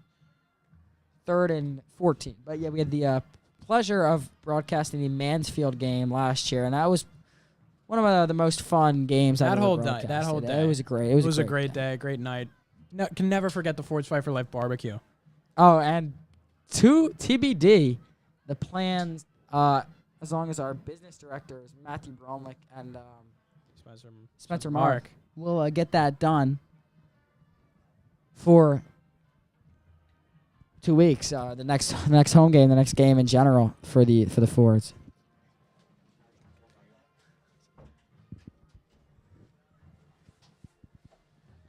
Yeah, barbecue's up in the air this year, but who knows? It'll happen. It'll happen. It'll happen? Trust. Think so? I'm trusting these business guys. They know ball. But so I am trusting it. Be ready. Be on the lookout. Follow our social medias. Our Instagram at Haverford Sports Media. And be up to date on that. And of course, the rumor has it that Haverford Sports Media could be sponsoring a jersey this year. Oh my God. That Would could be huge. awesome.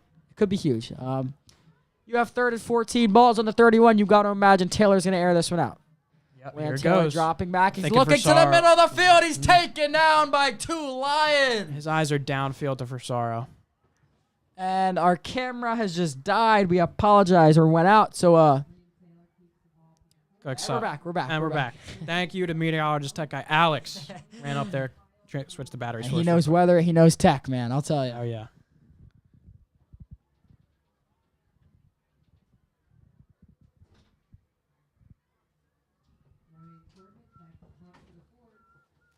Corbett again. This is only the start of the 4th quarter here. 4th and 20. They're going to punt this one. I want to see a fake punt. But look at that punt.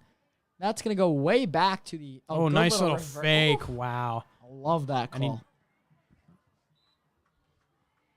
Put him down. Looks like Jake Knapp, Jake I Knapp believe, flying through. He still got the juice. Yeah, we just heard a fan. Keep your head up, and that's what you got to do. Oh, You actually, just- so, quick little realization that I have just made is Ryan Campbell is still wearing 62. We have been calling Quinn McGloin Ryan Campbell for about half the broadcast. So, in any regards to the number 43, if you're seeing 43 and we say Ryan Campbell, it's actually Quinn McGloin. They got to stop switching the jerseys. I It's know. making This it is hard ridiculous. for He it. was wearing 40. You know, it is what it is. Ryan Campbell is now 62, and if I see 43, I'm calling him Quinn McGloin. I don't care what it is. You are now Quinn McGloin, no matter who you are. We do have 62 Campbell written from, I guess, a couple I weeks guess we got ago. an updated roster. Um, Here comes the hot dog folks. Walking up. oh, and our meter. Oh, the ball is out. But Graham picks it up again. Still He's going going. to keep running. And our meteorologist is going to buy us all hot dogs. Right? You right, meteorologist? Is that a fly coming out of the wallet? Oh, he's right, only never got it mind. for one. Never mind. So it looks like All he'll be buying me and Nick a hot dog to split. Yeah. 2nd and 10, ball on the 39-yard line. 10 minutes to go here in this one. And if you're Haverford, you're just trying to stop the bleeding. Slow down the bleeding and prolong the inevitable death. Definitely a dark way to phrase it, but I mean, it's Reading statement is true. reading Oedipus in English class. And it's Oedipus just- Rex. We're not going to talk any more further about that, but thank you, Mr. Mullen, for it's a great read. Graham takes a stop. Big hit there by Jake Knapp, but there is... Barry just falls forward. I mean, his momentum just continues to push him forward. oh, and Coach Doc is not happy with Owen Rose. He's Owner's Island is sinking. it's going underwater. Slowly but surely, it's fallen. But no, it's Cool. I have faith. Owen Rose is he's a great player and great a great player guy. and great person. I mean, I've talked to Owen Rose. He's a great friend of mine. I mean, I've known him since elementary school. He's a super good guy. And if you're a Coach Doc, $2 for the hot dog. Come on, we can't get an HSN discount. Tell him to throw one into the booth. Up here. It's like the Philly Fanatic. 3rd and 4, ball on the 45-yard line. 9:20 to go. Revolutionary change to the student section is please can we have a hot dog gun And Malley cutting up the middle now. He'll get some yards. or a t-shirt cannon? T-shirt cannon. T-shirt cannon would be incredible. Talk to Mr. Hoy. Get that manufacturing class ready for it. One up here. Oh, they got burgers too? Oh, it's just a weirdly wrapped hot dog. Shout out to all the parents Yeah. that help out at the snack Football bar. boosters and the band and orchestra parents who do the snack bar. Oh my gosh. Alex coming back up here with a handful of glizzies. Oh my God. You are incredible. Oh, You are Alex, you are the man. Hold on, we got to get this. Alex has came back. Hot dogs in hand. Alex. Wonderful. Thank you, man.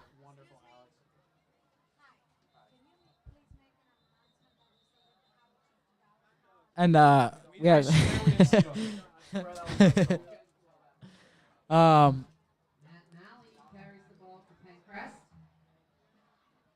Matt Malley with the handoff. 2nd and 5 now. Nick, how's the hot dog? I'll tell you, the loss is a little sweeter with the taste of this Bandit Orchestra hot dog.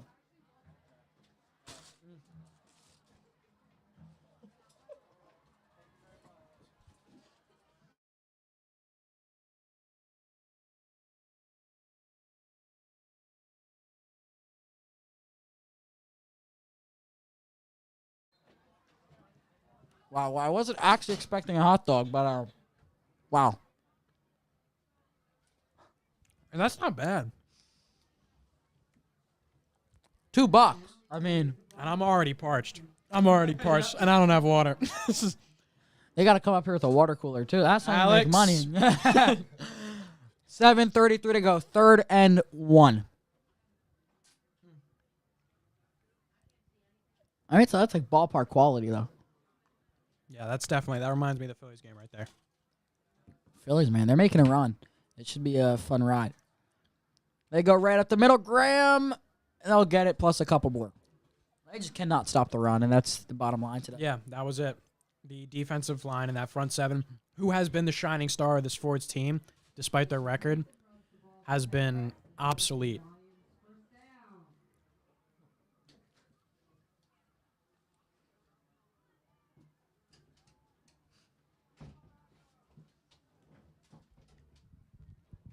New set of downs. 7 minutes to go.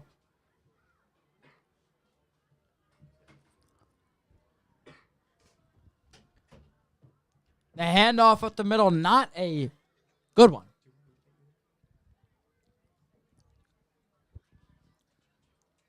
But they'll get some yards as we're slowly going off the rails here. Oh, yeah. 5 yards on the run. He's got to be averaging at least 2 or 3, probably 4 or 5 yards. Sorry about this mic cutout, guys. I mean, We've been waiting. It's been tough. We've We've been waiting for a cord. It's mid-season. We're gonna pretend that there's a cord somewhere that's got caught up in shipping, and we're gonna manifest that it's been ordered. So then one day it'll show up. Yeah. And I think The we'll Fords jump. Corbett. And this is when mistakes start to kind of...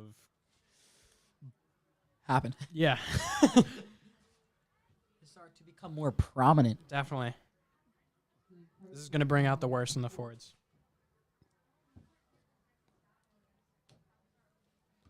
Five minutes to go.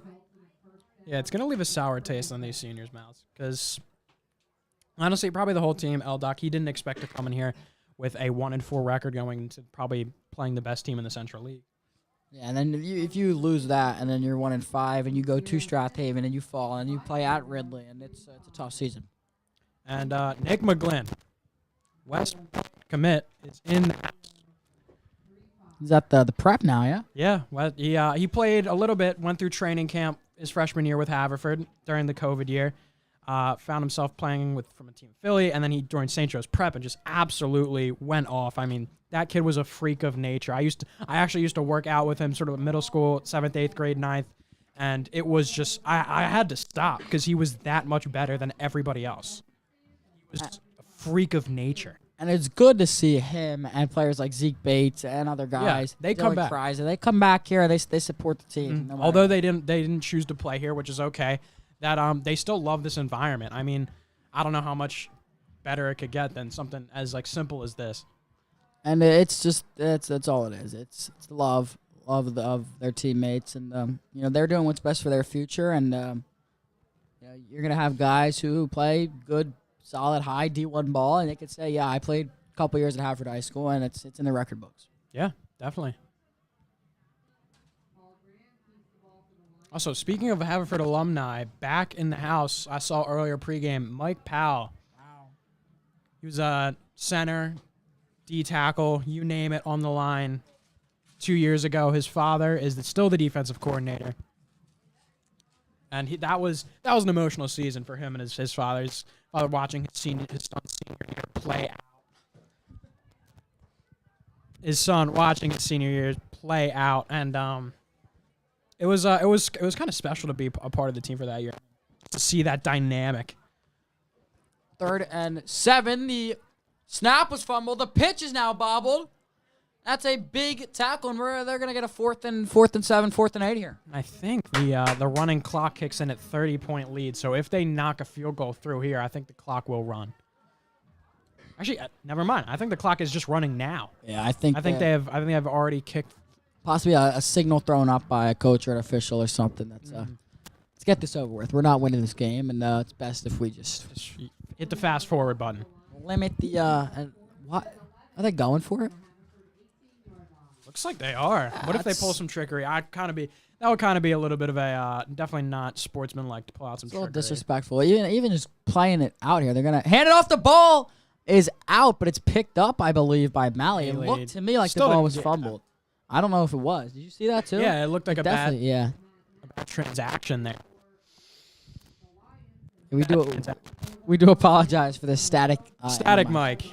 Static mic is unfair.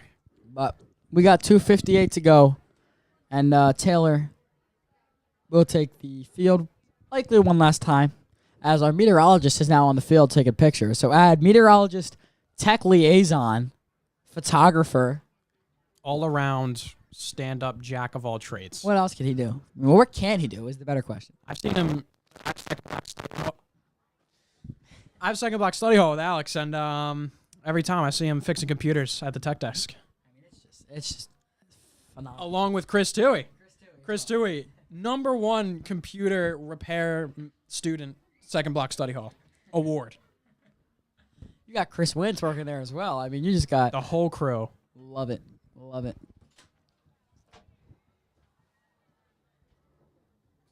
You got any good pictures, Alex? Nice. Alex, of all your jobs as meteorologist, photographer, everything, which is your favorite one? That's a tough decision. Yeah. Well, Julia, I do like being out there with the action. The camera. you gonna join a team next year? Or, dang, you're graduating too, aren't you? Oh. Oh, you're a junior. Oh, I thought for the longest time. Oh my God. Oh, we're in good hands, ladies and gentlemen. Everybody, your streams are saved. We have Alex here next year. And no, next year I need a broadcast. When you hear the weather, it is just spot on. Yeah, definitely. It's going to be a washout tomorrow. Podcast will go on tomorrow. Forecast for tomorrow, Alex? Rain. Rain. Rain. Second. Lots of it. Lots of it. 2nd and 7. Would you go as far as to say that it's torrential downpour? Wow. I don't know. Maybe. I would, Maybe. I'm not a trade Depends. expert, but I would say Hour so. by hour. Hour by hour. ABC News or someone Get him sign on, this man. Got him on AccuWeather. Got him on the team. 3rd and 7. 2 minutes to go. It's like Coach Powell down from the booth. He's looks like the coaches are scrapping this one. I'm not sure. Oh, excuse me. 3rd and 4. The score was not updated. Yeah, he's definitely got some stuff to talk to the defense, talk to Coach Grabius about, and Yeah. figure this out. Here comes Julia. Yeah, that's another headset in the box. This time it'll go to Will Julia, who will cut up, get the first down, cut inside, get some more, and he's just blown over. Oh, my goodness. It's number 25. Although this is a rebuild year, I think the Fords have a lot to be happy about going into next season. In terms of, like, they've got a team. They've got Will Julia is going to be back. Liam Taylor is going to be back. They'll have the Fusaros. Fusaro brothers back. That's a good core of the team that's coming back. And that's a team that for a couple seasons can build like Wright and Fleming and Mahan and Marciano. Yeah, did. they played It's- through that crew right there, that Wright, Fleming, Mahan. That entire crew played for freshman ball, JV ball, and then they eventually all got to varsity. And that's sort of the problem with this year, I think, is you throw in a sophomore quarterback with these upper-class receivers who haven't played, many starts. yeah, they didn't travel through like that same phase of football.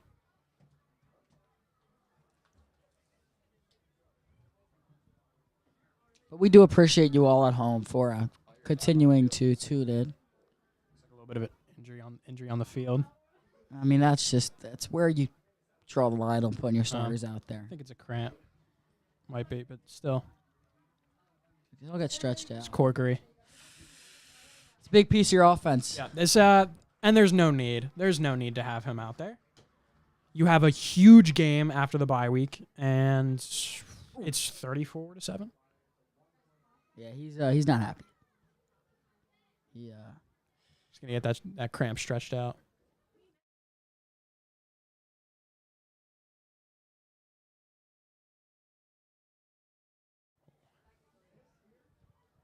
Scary stuff. I think if you're Coach Doc, you just have to send everybody home and just think everyone needs to think about this one on their own. This is something that you need to revisit that everybody needs to sleep on.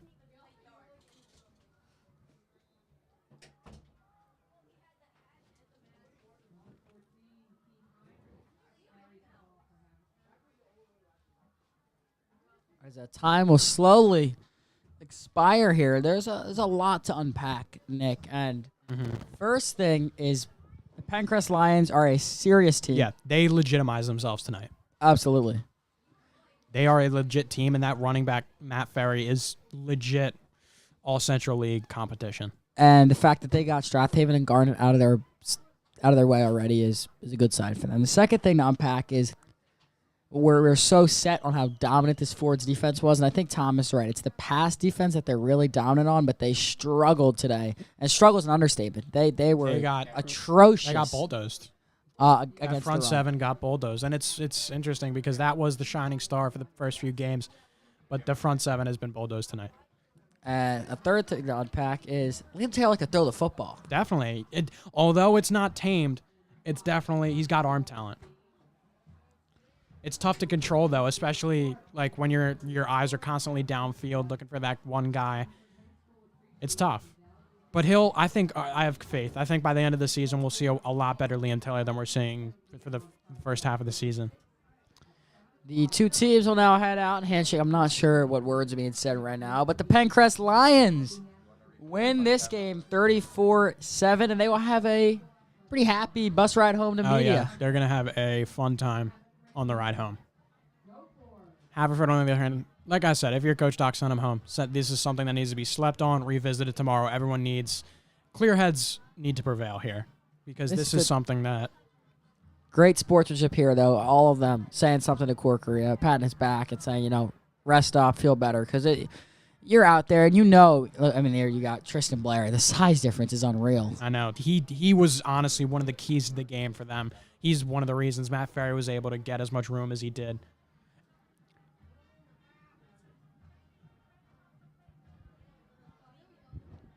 But, they all know. They're all trying to be successful, and injuries can hinder that. So they all know that, and they recognize that, and they're respecting it, and it's a good sign. But it's a really tough pill to swallow. There's one piece about this Haverford little tradition that I honestly don't understand. So after every win or loss, both of them, they go over to the band and they do this like helmet pumping thing in the air, where the band plays a song and everyone pumps their helmets in the air. But after a 34-7 loss, like what is occurring right now, that should not be done. And there's no helmet pumping. Yeah, it's somber, and Coach Doc is not hands in pockets. He is just. There the helmets go. I There they understand why you do it. It's about the school spirit and the pride, but of course. Life goes on. These boys gotta forget it. It's in one ear, it's out the other already. They forgot about this game. Right now, they're 0-0. They have a new season. They have 2 weeks to prepare. It's preseason right now. That's it. All right, you got Maron, you got Marple You have Newtown. 2 weeks. You have 2 weeks to prepare for Marple, and that's the only thing that should be in the minds of all these forwards. Block out all the noise. Everyone's going to come in and say, oh, this team isn't good. This team is the bottom feeders of the Central League. You have to block out the noise and just prepare for Marple. That's the only way they're gonna have a shot at winning that game. Exactly right. That's all you could say. This game was sort of a shock, to say the least. I expected this to be a very close game, and it turned out to be the worst game I think I've seen this team play. And I walked in saying Couple this was seasons. anyone's, and it definitely was all Pencrest all day. Came in and took control, and certainly was not anyone's. You could tell Coach Dockery's hand in the pockets. He's shrugging his shoulders, pointing fingers, and it'll be an interesting couple weeks here. They got 13 days now of practice, 12 days of practice, and they got to get back at it and figure it all out. Yeah, That's it's something you got to go back to the drawing board. I mean, that's the least. He's chewing him out a little bit, and then, okay, but everyone's gonna need to sleep on this, and cool heads need to prevail in film tomorrow. And there really wasn't one player or anything that It was the entire team. Yeah. The entire team, the entire defense, the play. Yeah, calling, we knew the offense didn't have they didn't have much continuity, and we knew that Taylor's arm wasn't necessarily as accurate. He has the arm talent, but it's not accurate. And we knew their offense was going to struggle coming in. That's just they've struggled against all defenses, but we did not know that their defense was going to get trampled on like this. This was a huge surprise. They kept Garnet to 14 points. 14 points. They haven't lost a game by more than 4 points all season. And for the Pencrest Lions, a team that's on a 2-game losing streak, coming off of 2 bad losses to top teams in the league, for them to do the defense like this, To bounce back like that, not expected. not expected at all. But you got to give credit where credit is due. Matt Ferry is one of the most dominant running backs I've ever seen, I think, play in the past couple of seasons now. Definitely. He's definitely one of the top backs in the Central League. Brian Box up there in that conversation. So they're going to have probably back-to-back-to-back insanely strong running games to play. So you have to see where you went wrong here and try to solve those problems. See how it works out in practice, how it works out with scout team. And Yeah, that's it. That Pencrest today looked a lot. It showed flashes of what we saw with Trey Blair back when he was here and that dominant running game. that dominant running game. The I mean- speed wasn't there, but the bruising run, that the always falling forward mentality of Matt Ferry was just He didn't get stood up once all game. definitely not. Nobody had him fall backward. He was always falling forward. Always those extra few yards.